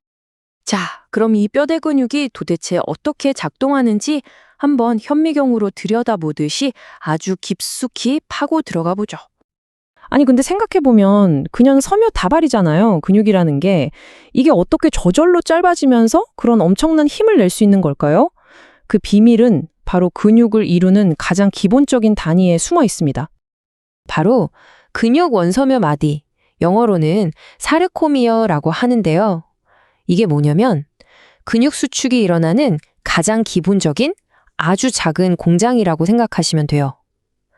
이 Z선이라는 경계선 사이에 작은 공간에서 모든 막업이 시작되는 거죠. 우리가 보는 커다란 근육은 사실 이 작은 단위가 수백만 개나 연결된 거대한 체인 같은 겁니다. 핵심 원리는 바로 활주설이라는 건데요. 이게 진짜 재밌습니다. 근육이 수축할 때 이 필라멘트 가닥 자체가 막 쪼그라드는 게 아니에요. 그게 아니라 여기 보이는 얇은 필라멘트가 두꺼운 필라멘트 사이로 스르륵 미끄러져 들어가는 거예요. 마치 서랍을 닫는 것처럼요. 그러니까 양쪽 끝은 가까워지지만 가운데 부분의 길이는 그대로인 거죠. 이 작은 미끄러짐이 수백만 개가 동시에 일어나면서 어마어마한 힘을 만들어내는 겁니다. 좋아요. 필라멘트가 미끄러진다는 건 알겠는데, 그럼 도대체 무엇이 얘네들을 미끄러지게 만드는 걸까요? 바로 여기서부터 화학의 세계가 펼쳐집니다.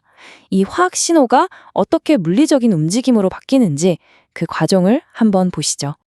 모든 건 뇌에서 보내는 신호, 딱 거기서부터 시작돼요. 신경이 아세틸콜린이라는 메신저를 뽕 하고 쏘면 근육세포 안에 있던 칼슘이 와르르 쏟아져 나옵니다. 이 칼슘이 진짜 중요한 역할을 하는데 얘가 마치 열쇠처럼 작용해서 얇은 필라멘트, 즉 액틴에 꼭꼭 잠겨있던 결합 부위를 활짝 열어줘요. 그럼 이제 굵은 필라멘트, 미오신의 머리 부분이 기회는 이때다 하고 여기에 착 달라붙는 거죠. 그리고는 ATP라는 에너지를 팍팍 써가면서 마치 배에 노를 젓듯이 힘껏 당기는 겁니다. 이 과정을 계속 반복하면서 근육 전체가 짧아지는 거예요. 정말 정교하지 않나요? 그리고 여기서 정말 놀라운 사실 하나? 이 과정이 엄청나게 에너지를 많이 쓰잖아요. 그래서 우리 몸에서 나는 열의 약 85%가 바로 이 근육에서 만들어진다는 겁니다. 우리가 왜 추울 때 몸을 덜덜 떨까요? 바로 이거예요.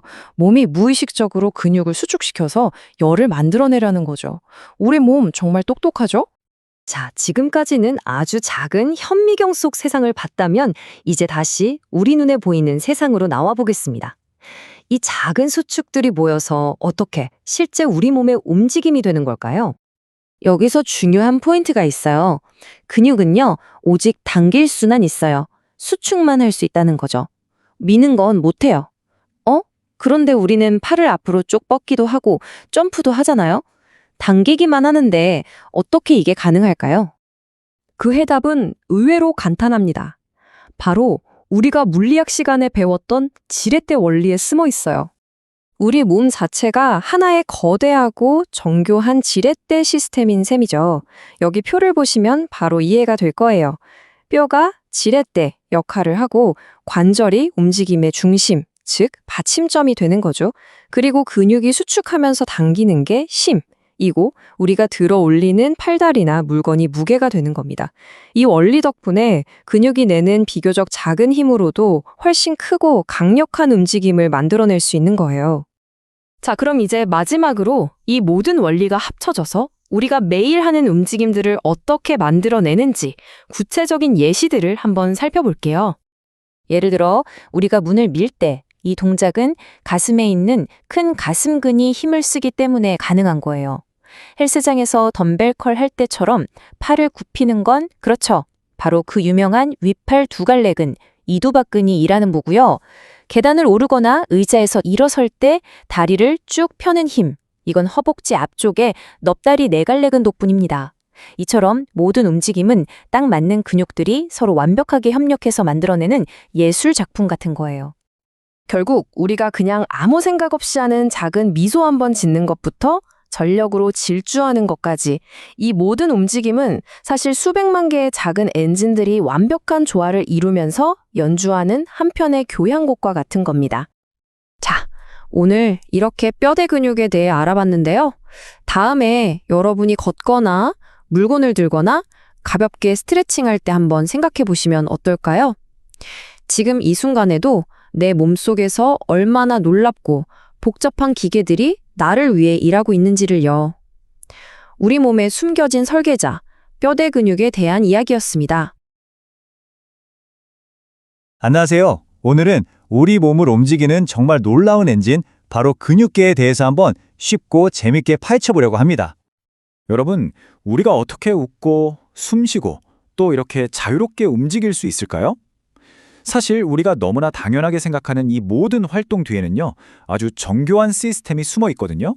그 정답이 뭐냐? 바로 근육입니다. 지금부터 그 비밀을 하나씩 풀어가 보죠. 그래서 오늘은요, 먼저 근육이라는 엔진이 대체 뭔지부터 시작해서 현미경으로 들여다본 가장 작은 단위는 어떻게 생겼는지, 또 움직임은 어떤 순간에 시작되는지 알아볼 거예요. 그리고 우리 몸의 대표 선수격인 주요 근육들도 만나보고, 마지막으로 우리가 잘 몰랐던 근육의 숨겨진 역할까지 차근차근 따라와 주세요. 자, 그럼 첫 번째 이야기부터 시작해 볼까요? 우리 몸을 움직이는 엔진, 근육. 근데 이 근육이 한 종류가 아니라는 사실 알고 계셨나요? 바로 3가지 종류의 근육을 먼저 소개해 드릴게요. 네, 우리 몸에는 크게 보면 이렇게 세 가지 근육이 있어요. 먼저 뼈대근.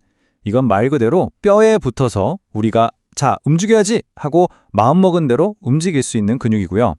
그리고 심장근. 이건 오직 심장에만 있고 우리 의지와는 상관없이 스스로 평생을 뛰죠. 마지막으로 민문이근은 여러 내장기관의 벽에 있으면서 역시나 우리 의지와는 상관없이 소와 같은 활동을 담당합니다. 여기서 재미있는 게 뭐냐면요. 뼈대근하고 심장근은 현미경으로 보면 가로로 줄무늬가 보이는데 민문이근은 이름처럼 무늬가 깨끗해요. 오늘 저희가 집중해서 들여다볼 주인공은 바로 우리가 운동할 때 쓰고 몸을 움직일 때 쓰는 바로 이 뼈대근입니다. 자, 이제부터가 진짜 재밌어집니다. 다 같이 상상 속의 현미경을 들고 근육 하나를 골라서 그 속으로 아주 깊숙이 한번 들어가 볼 때요. 거대한 근육 덩어리에서부터 시작해서 그 움직임을 만들어내는 가장 작은 부품까지 줌인해서 따라가 보시죠. 자, 첫 번째 레벨입니다. 우리가 흔히 알통이라고 부르는 위팔두갈래근 같은 눈에 보이는 근육 덩어리예요. 이건 사실 자세히 보면 수많은 섬유 다발이 묶여 있는 것과 같습니다.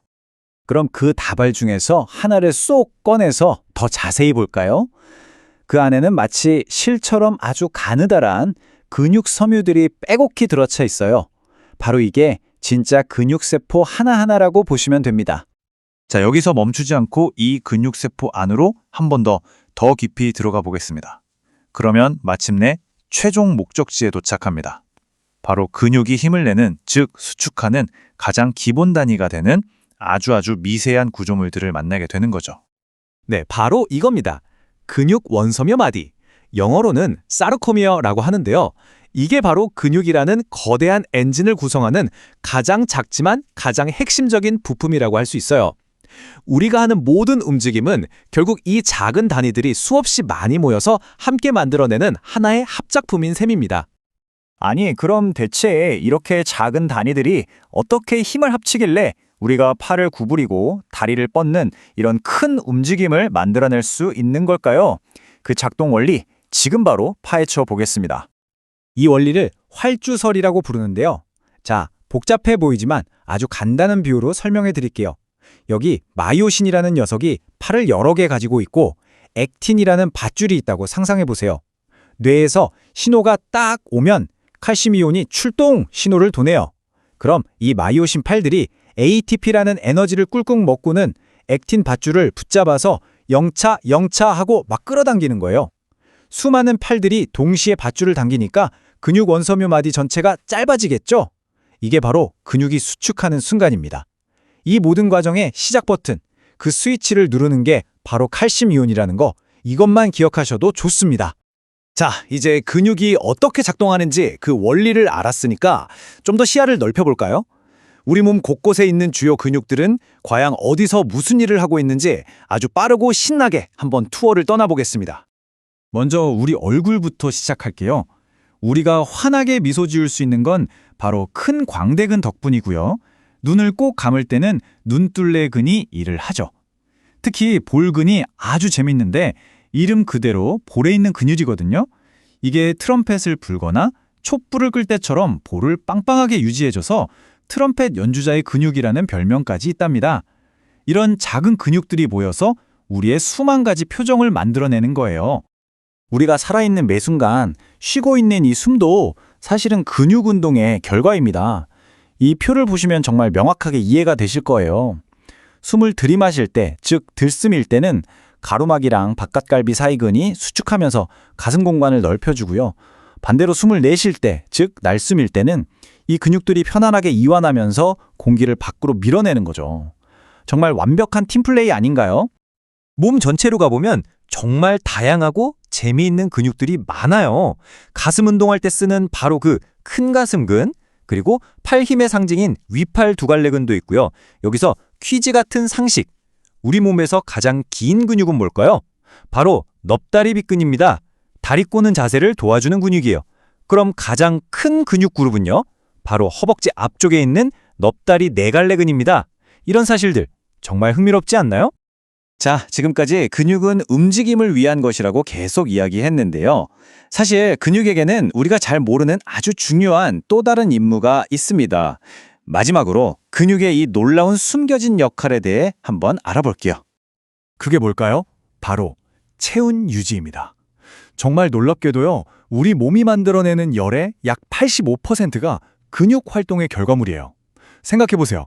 추울 때 왜 몸이 저절로 덜덜 떨릴까요? 그게 바로 우리 몸의 근육들이 주인님, 지금 추워요. 제가 빨리 열을 만들어 드릴게요. 하면서 일부러 빠르게 수축하고 이완하는 거랍니다. 우리 몸을 따뜻하게 시키려는 아주 스마트한 생존 전략인 셈이죠.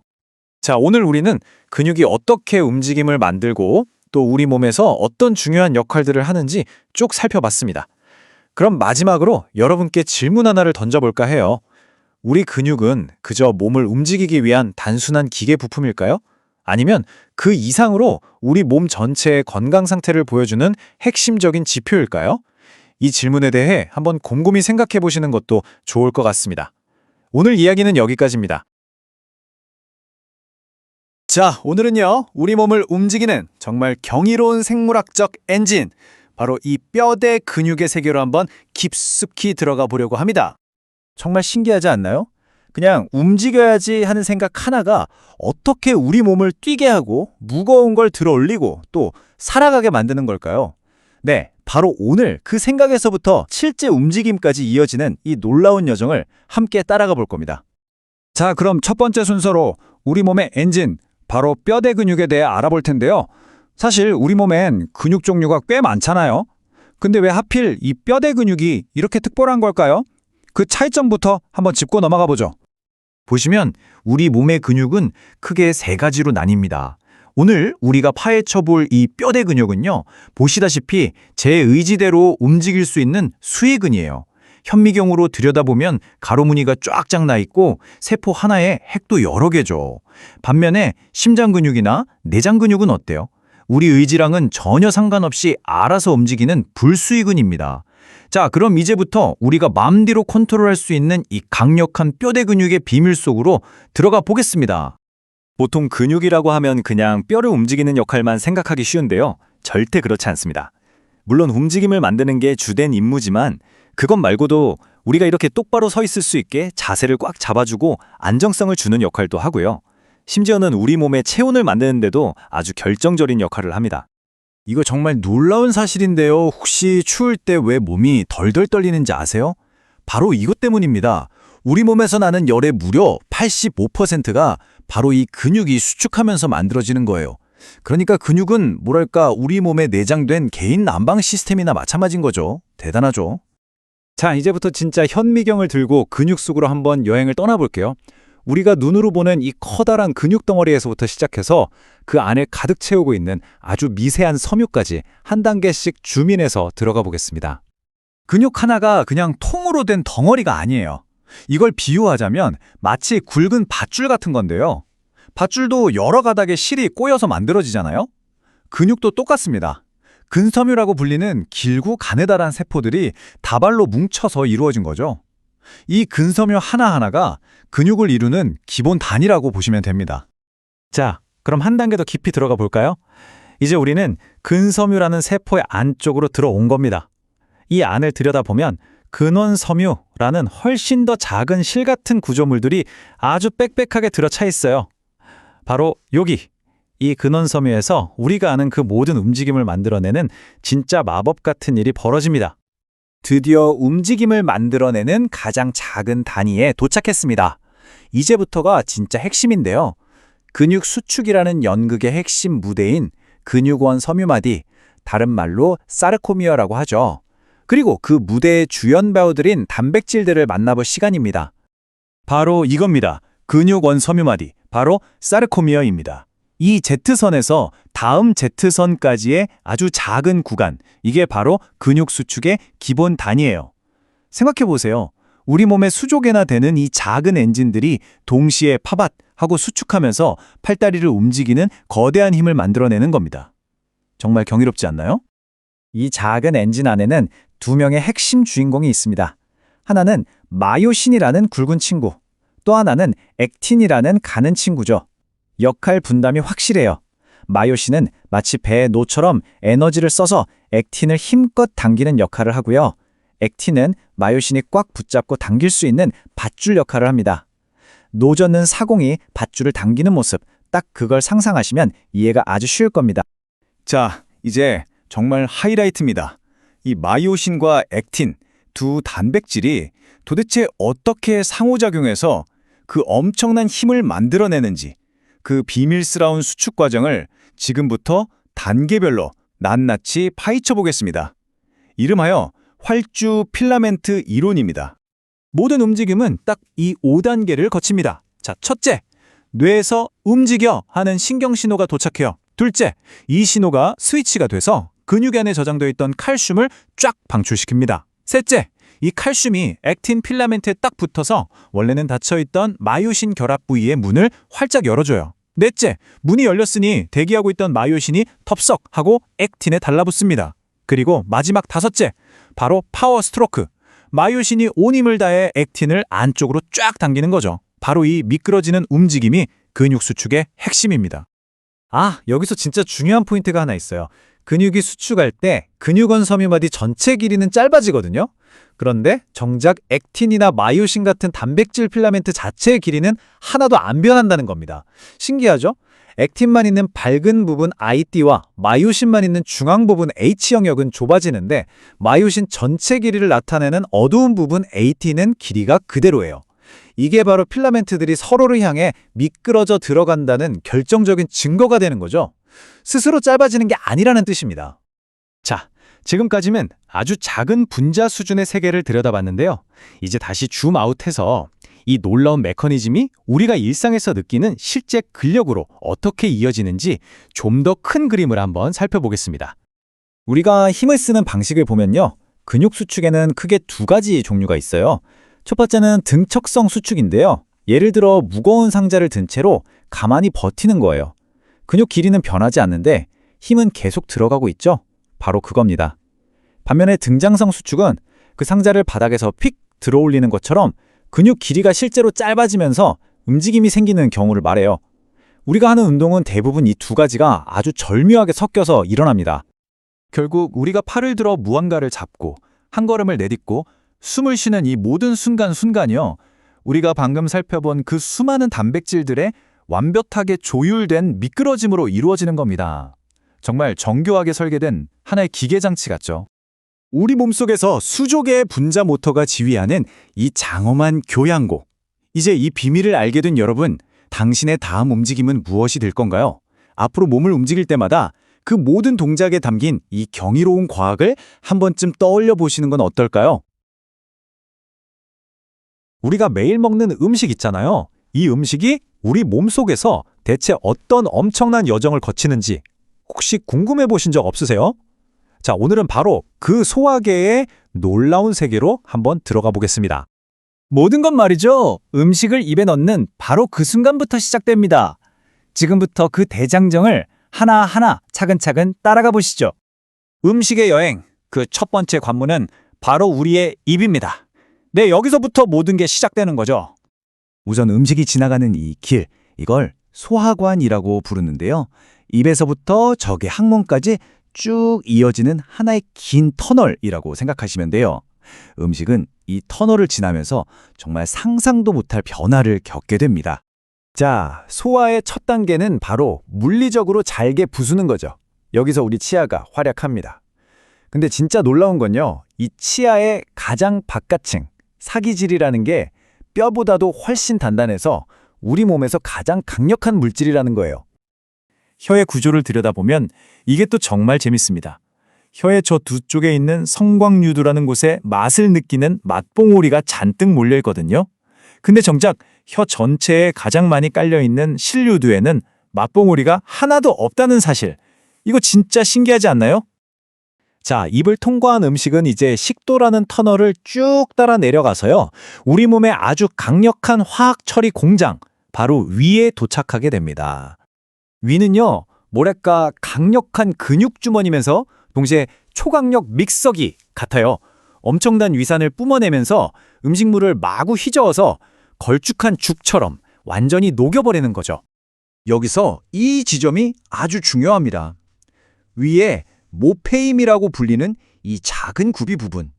여기가 스트레스를 받으면 유독 위궤양이 잘 생기는 곳이에요. 이처럼 우리 몸의 구조 하나하나가 다 건강과 직결되어 있는 거죠. 위를 통과한 음식물은 드디어 영양 흡수의 핵심 스테이지 작은 창자로 진입합니다. 이곳은 또 샘창자, 빈창자, 돌창자 이렇게 세 개의 전문 구역으로 딱 나뉘어 있습니다. 첫 번째 구역인 이 샘창자가 소화의 진짜 하이라이트라고 할 수 있어요. 바로 여기서 쓸개즙이랑 이자액이 쫙 분출되면서 음식물이랑 섞이는데 이때 거의 폭발적인 화학 반응이 일어납니다. 이 분비량은 오디조임근이라는 아주 작은 밸브가 정교하게 조절하고요. 작은 창자를 계속 따라가 보면 구조가 흥미롭게 변하는데요. 중간 부분인 빈 창자에는 면역을 담당하는 림프 조직이 그냥 드문드문 보이거든요. 근데 마지막 구간인 돌창자로 가면 파이어판이라고 불리는 거의 거대한 면역기지가 나타납니다. 외부 침입균을 막기 위한 최전선 방어 시스템인 셈이죠. 근데요, 소화관이 이 모든 엄청난 일을 혼자서 다 하는 건 절대 아닙니다. 무대 뒤에서 아주 묵묵히 일하는 강력한 조력자들이 있거든요. 바로 간, 쓸개, 그리고 이자입니다. 이들이 없으면 화학적인 소화는 아예 불가능하다고 봐야 해요. 그야말로 소화계의 숨은 영웅들이죠. 우리 몸의 화학 공장, 바로 간입니다. 사실 수백 가지 일을 하는 멀티플레이어지만 소화에서는 특히 지방을 분해하는데 없어서는 안 될 쓸개즙을 만들어내는 아주 중요한 역할을 맡고 있습니다. 그럼 쓸개는 뭘 할까요? 간이 만든 쓸개즙을 보관하는 작은 창고 같은 곳이에요. 근데 그냥 보관만 하는 게 아니라 효과를 극대화시키려고 이걸 아주 진하게 고농축시킨 다음에 필요할 때 아주 강력하게 쫙 분사해주는 역할을 합니다. 그리고 여기 소화계의 진짜 해결사 이자가 있습니다. 탄수화물, 단백질, 지방, 이 3대 영양소 모두를 분해할 수 있는 효소를 만들어내는 유일한 기관. 그야말로 소화계의 에이스라고 할 수 있죠. 그래서 꼭 기억해야 할 숫자가 바로 3입니다. 탄수화물, 단백질, 지방. 이 세 가지를 모두 처리할 수 있는 만능 열쇠를 가진 기관은 우리 몸에서 오직 이자뿐이라는 거. 이제 음식의 기나긴 여정도 마지막 구간, 바로 큰 창자로 접어듭니다. 여기서부터는 임무가 완전히 바뀝니다. 작은 창자가 영양분을 샅샅이 흡수하는 곳이었다면 큰 창자의 임무는 딱 하나, 남은 찌꺼기에서 물기만 쫙 짜내는 겁니다. 큰 창자의 핵심 임무는 크게 세 가지예요. 수분을 다시 우리 몸으로 흡수하고 남은 찌꺼기를 뭉쳐서 대변을 만들죠. 그리고 진짜 신기한 건 이곳에 사는 장내 세균들이 우리 몸에 꼭 필요한 비타민 K를 직접 만들어준다는 겁니다. 그리고 이 해부학적 위치는 꼭 기억해 두시면 좋아요. 오른쪽 아랫배, 바로 이 맥버니 점이라는 곳을 꾹 눌렀을 때 아프다? 그러면 우리가 흔히 맹장염이라고 부르는 충수염의 아주 강력한 신호일 수 있습니다. 자, 이제 잠시 한 걸음 뒤로 물러나서요. 이 거대하고 정교한 공장이 어떻게 하나의 완벽한 팀처럼 움직이는지 그 전체 그림을 한번 보겠습니다. 요약하자면 소화 시스템은 정말 우아한 4단계 과정이라고 할 수 있습니다. 입에서 기계적으로 잘게 부수고 위에서 화학적으로 뒤섞고 작은 창자에서 영양분을 쏙쏙 흡수한 다음 마지막으로 큰 창자에서 최종 노폐물을 처리하는 완벽한 공정이죠. 우리가 평소에 전혀 의식하지 못하는 이 순간에도 이렇게나 정교하고 복잡한 시스템이 매일 매순간 우리 몸속에서 쉼없이 돌아가고 있다는 사실, 생각할수록 정말 경이롭고 놀랍지 않나요? 여러분, 안녕하세요. 우리가 보는 세상, 듣는 소리, 느끼는 감촉, 이 모든 건 대체 어떻게 가능한 걸까요? 이번 시간에는 우리 몸이 어떻게 현실을 만들어내는지 그 놀라운 감각 시스템의 세계로 한번 깊이 들어가 보겠습니다. 모든 건 바로 이 질문에서 시작하는 거죠. 우리는 주변 세상을 어떻게 경험할까요? 사실 우리가 가진 거라고는 이 감각들 뿐이거든요. 이게 세상으로 통하는 유일한 창문인 셈인데 과연 이 감각 기관들이 어떻게 정보를 모으고 또 뇌는 그 신호들을 어떻게 해석해서 우리가 현실이라고 부르는 이 생생한 경험을 만들어내는 걸까요? 자, 그 궁금증을 풀기 위해서요. 우리 몸의 가장 바깥에서부터 가장 깊은 곳까지 총 5단계에 걸쳐서 감각의 여정을 함께 따라가 보죠. 자, 첫 번째 관문은 바로 감각계 전체입니다. 이걸 그냥 단순히 정보를 받는 안테나라고 생각하면 안 돼요. 이건 외부 세계의 정말 무수한 신호들 중에서 우리 생존에 의미 있는 것들만 딱 걸러내는 아주 정교한 필터 시스템 같은 거예요. 모든 인식과 반응은 바로 여기서부터 시작되는 거죠. 자, 그럼 그 거대한 감각 필터 중에서 가장 넓은 면적을 차지하는 곳부터 한번 살펴볼까요? 바로 우리 몸 전체를 감싸고 있는 감각기관, 피부입니다. 피부, 이게 그냥 몸을 덮고 있는 보호막이라고만 생각하면 정말 오산입니다. 부드러운 감촉부터 아 뜨거! 하는 날카로운 통증, 따뜻함과 차가움까지 세상의 모든 물리적인 정보를 정말 24시간 내내 뇌로 실시간 전송하는 거대한 정보망, 바로 그게 피부예요. 그럼 이 피부의 구조를 한번 들여다볼까요? 크게 보면 두 개의 층으로 나뉘는데요. 바깥쪽의 표피가 우리 몸을 지키는 방어막 역할을 한다면 진짜 감각의 비밀은 바로 그 아래 진피층에 숨어 있습니다. 네, 바로 이 진피층이 감각의 컨트롤 타워라고 할 수 있습니다. 왜냐하면 우리가 느끼는 그 미세하고 다양한 촉감들 있죠? 그걸 감지하는 수많은 신경 센서들이 바로 이곳에 아주 촘촘하게 박혀 있거든요. 모든 촉각 정보 처리는 여기서부터 시작되는 겁니다. 자, 피부가 온몸으로 세상을 느꼈다면 이제는 한 지점에 아주 고도로 집중된 감각으로 넘어가 보겠습니다. 바로 빛을 포착하는 정말 놀라운 기관, 눈에 대해서 알아볼 차례입니다.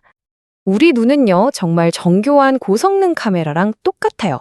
빛을 정확하게 포착하고 처리하기 위해서 각각 뚜렷한 임무를 가진 세 겹의 층으로 아주 완벽하게 설계되어 있죠. 그 중에서도 가장 중요한 건 바로 이 속막, 우리가 흔히 망막이라고 부르는 부분입니다. 이게 바로 우리 눈의 필름에 해당하는 부분이에요. 빛이라는 물리적인 에너지를 뇌가 해독할 수 있는 언어, 그러니까 전기 신호로 바꾸는 마법 같은 일이 바로 여기서 펼쳐지는 거죠. 이 망막 안에는 또 두 종류의 전문가 세포가 있어요. 서로 다른 조명 조건에 맞춰서 일하는 특수세포들이죠. 원뿔세포 덕분에 우리는 이렇게 다채로운 색깔의 세상을 볼 수 있는 거고요. 막대세포 덕분에 캄캄한 어둠 속에서도 사물을 희미하게 남아 분간할 수 있는 겁니다. 빛이 파동이었던 것처럼 소리 역시 공기의 진동이라는 파동이죠. 자, 그럼 이제 우리 몸이 이 아주 미세한 진동을 어떻게 풍부한 소리의 세계로 바꾸는지 귀의 비밀을 한번 파헤쳐 보겠습니다. 소리 신호가 뇌에 도착하기까지는요, 세 개의 방으로 이루어진 귀를 통과하는 아주 흥미로운 여정을 거치게 됩니다. 바깥귀, 가운데귀, 속귀. 이 각 방은 다음 단계로 소리 정보를 조금도 손실 없이 넘겨주기 위해 정말 완벽하게 설계되어 있어요. 여기서 진짜 중요한 건 바로 가운데 귀의 역할이에요. 한번 생각해 보세요. 공기 중에서 온 약한 진동을 액체로 꽉 찬 속귀에 그대로 전달하면 힘이 확 줄어들겠죠? 이걸 막기 위해서 가운데 귀가 마치 기계식 스피커처럼 이 진동을 물리적으로 증폭시켜주는 겁니다. 그래서 신호 손실 없이 명확하게 다음 방으로 전달할 수 있는 거죠. 정말 정교한 음향 증폭기예요. 그리고 마침내 속귀에 도착합니다. 이곳이 바로 물리적인 진동을 뇌가 알아들을 수 있는 신경 신호로 바꾸는 마지막 마법이 일어나는 곳입니다. 우리가 듣는 모든 소리의 높낮이, 크기, 음색 같은 것들이 전부 여기서 전기 신호로 번역되는 거예요. 자, 지금까지 우리는 피부, 눈, 귀, 이렇게 각각의 감각기관들을 따로따로 살펴봤습니다. 이제 마지막으로 이 제각각 들어온 신호들이 어떻게 하나의 통합된 현실을 만들어내는지 그 최종 단계를 한번 확인해 보겠습니다. 오늘 설명의 핵심은 바로 이겁니다. 우리가 경험하는 현실이라는 건요, 저 바깥에 그냥 객관적으로 존재하는 게 아니라는 거예요. 피부, 눈, 귀에서 들어온 이 제각각의 전기 신호들을 우리 뇌가 하나로 엮어서 끊임없이 재창조해낸 결과물이라는 거죠. 그러니까 우리가 경험하는 이 세상은 우리 몸의 감각과 뇌가 함께 연주하는 위대한 교향곡이나 마찬가지입니다. 그렇다면 한번 상상해 보세요. 만약 이 감각들 중에 단 하나라도 사라진다면 우리가 현실이라고 굳게 믿고 있는 이 세상은 과연 어떻게 근본적으로 변하게 될까요? 이 지문이야말로 우리가 세상을 경험하는 방식의 본질에 대해 다시 한번 깊이 생각하게 만드는 것 같습니다. 자, 잠시만 숨을 멈추고 가심의 손을 한번 얹어 보실래요? 뭔가 느껴지시나요? 네, 바로 당신의 생명을 단 1초도 쉬지 않고 지키고 있는 엔진, 바로 심장과 폐의 움직임입니다. 이 둘은 그냥 따로따로 있는 장기가 아니라 정말 완벽한 허무니를 이루는 하나의 시스템이에요. 오늘 이 놀라운 엔진이 대체 어떻게 우리를 살아 숨쉬게 하는지 그 비밀을 같이 한번 파헤쳐 보겠습니다. 우리의 여정은요, 보이지 않는 작은 전기불꽃에서부터 시작할 겁니다. 이 불꽃이 어떻게 심장을 뛰게 하는 강력한 펌프로 변하는지, 그리고 그 힘으로 혈액이 우리 몸 구석구석을 어떻게 여행하는지를 따라가 볼 거고요. 또 그 여정에 꼭 필요한 연료인 산소를 공급하는 폐의 역할과 마침내 생명을 위한 가장 중요한 거래가 이루어지는 그 순간까지 이 모든 과정을 하나씩 차근차근 살펴보겠습니다. 모든 위대한 시작에는 첫걸음이 있잖아요. 우리 심장의 경우엔 그 첫걸음이 눈에 보이지도 않는 아주 작은 전기 불꽃입니다. 바로 이 신호가 모든 심장 박동의 시작점이자 우리 생명의 스위치를 켜는 거죠. 그 불꽃을 만들어내는 발전소 같은 곳이 바로 굴심방 결절입니다. 심장이라는 거대한 오케스트라의 지휘자라고 생각하시면 딱 맞아요. 바로 이 지점에서 자, 시작하고 완벽한 타이밍에 신호를 보내는 겁니다. 이 전기 신호는 마치 잘 짜인 고속도로처럼 정해진 길로만 움직여요. 굴심방 결절에서 출발해서 심방을 먼저 쫙 수축시킨 다음에 방실결절이라는 중간 정류장에서 아주 잠깐, 정말 찰나의 순간 동안 숨을 고릅니다. 이 잠깐의 멈춤이 진짜 신의 한 수인데요. 이 시간 덕분에 심방에 있던 피가 심실로 안전하게 다 넘어갈 수 있거든요.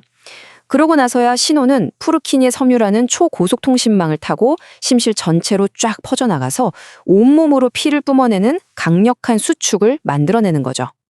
병원 가면 흔히 보는 그 알쏭달쏭한 선 있잖아요.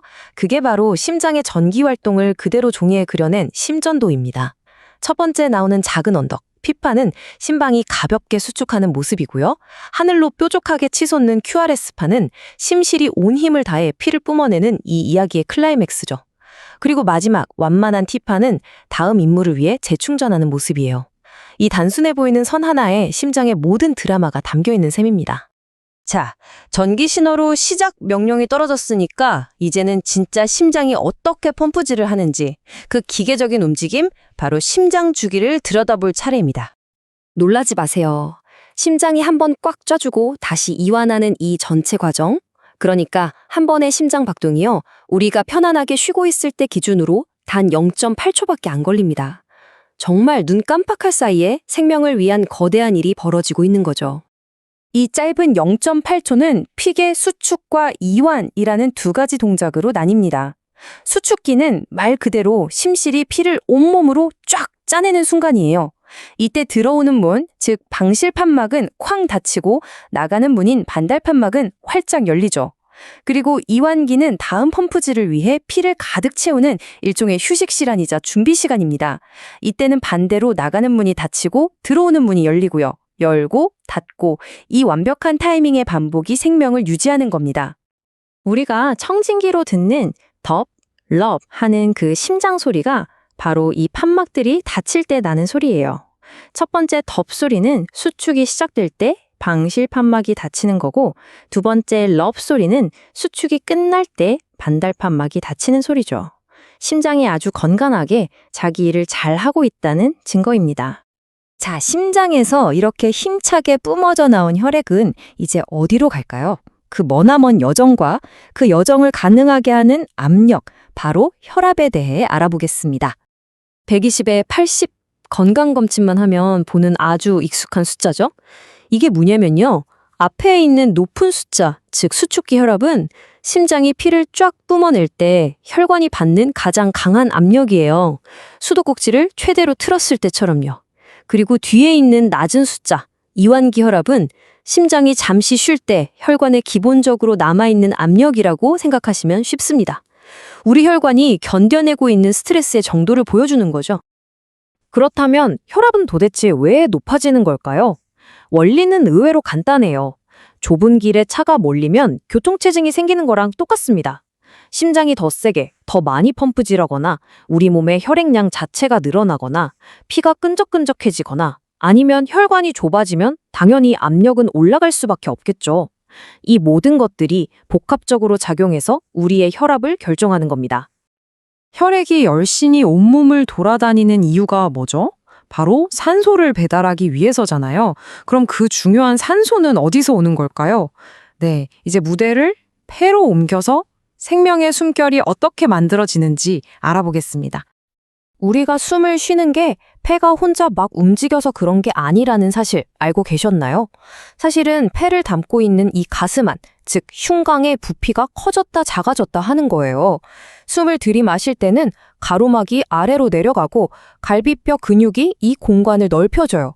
마치 주사기 피스톤을 쭉 당기는 것처럼요.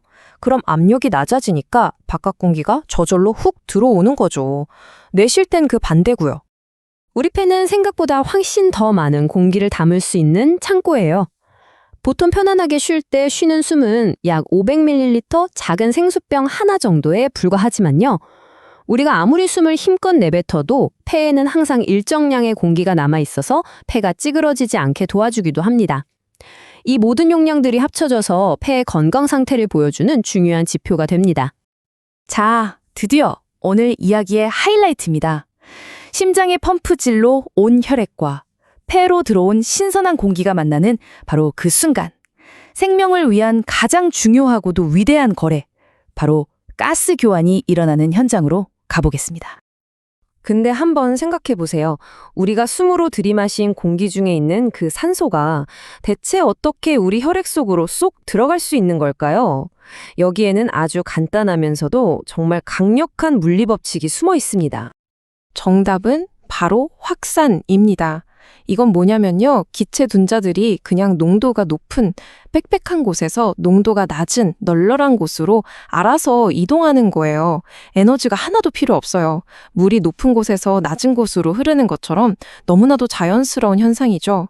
우리 몸은 이 간단한 원리를 정말 기가 막히게 이용합니다. 자, 이 표를 보시면 바로 이해가 되실 겁니다. 폐포, 그러니까 허파과리 안에는 산소 압력이 100이나 돼요. 꽉 차 있죠. 그런데 방금 폐에 도착한 혈액 속에는 산소 압력이 40밖에 안 돼요. 텅 비어 있는 거나 마찬가지죠. 그럼 어떻게 될까요?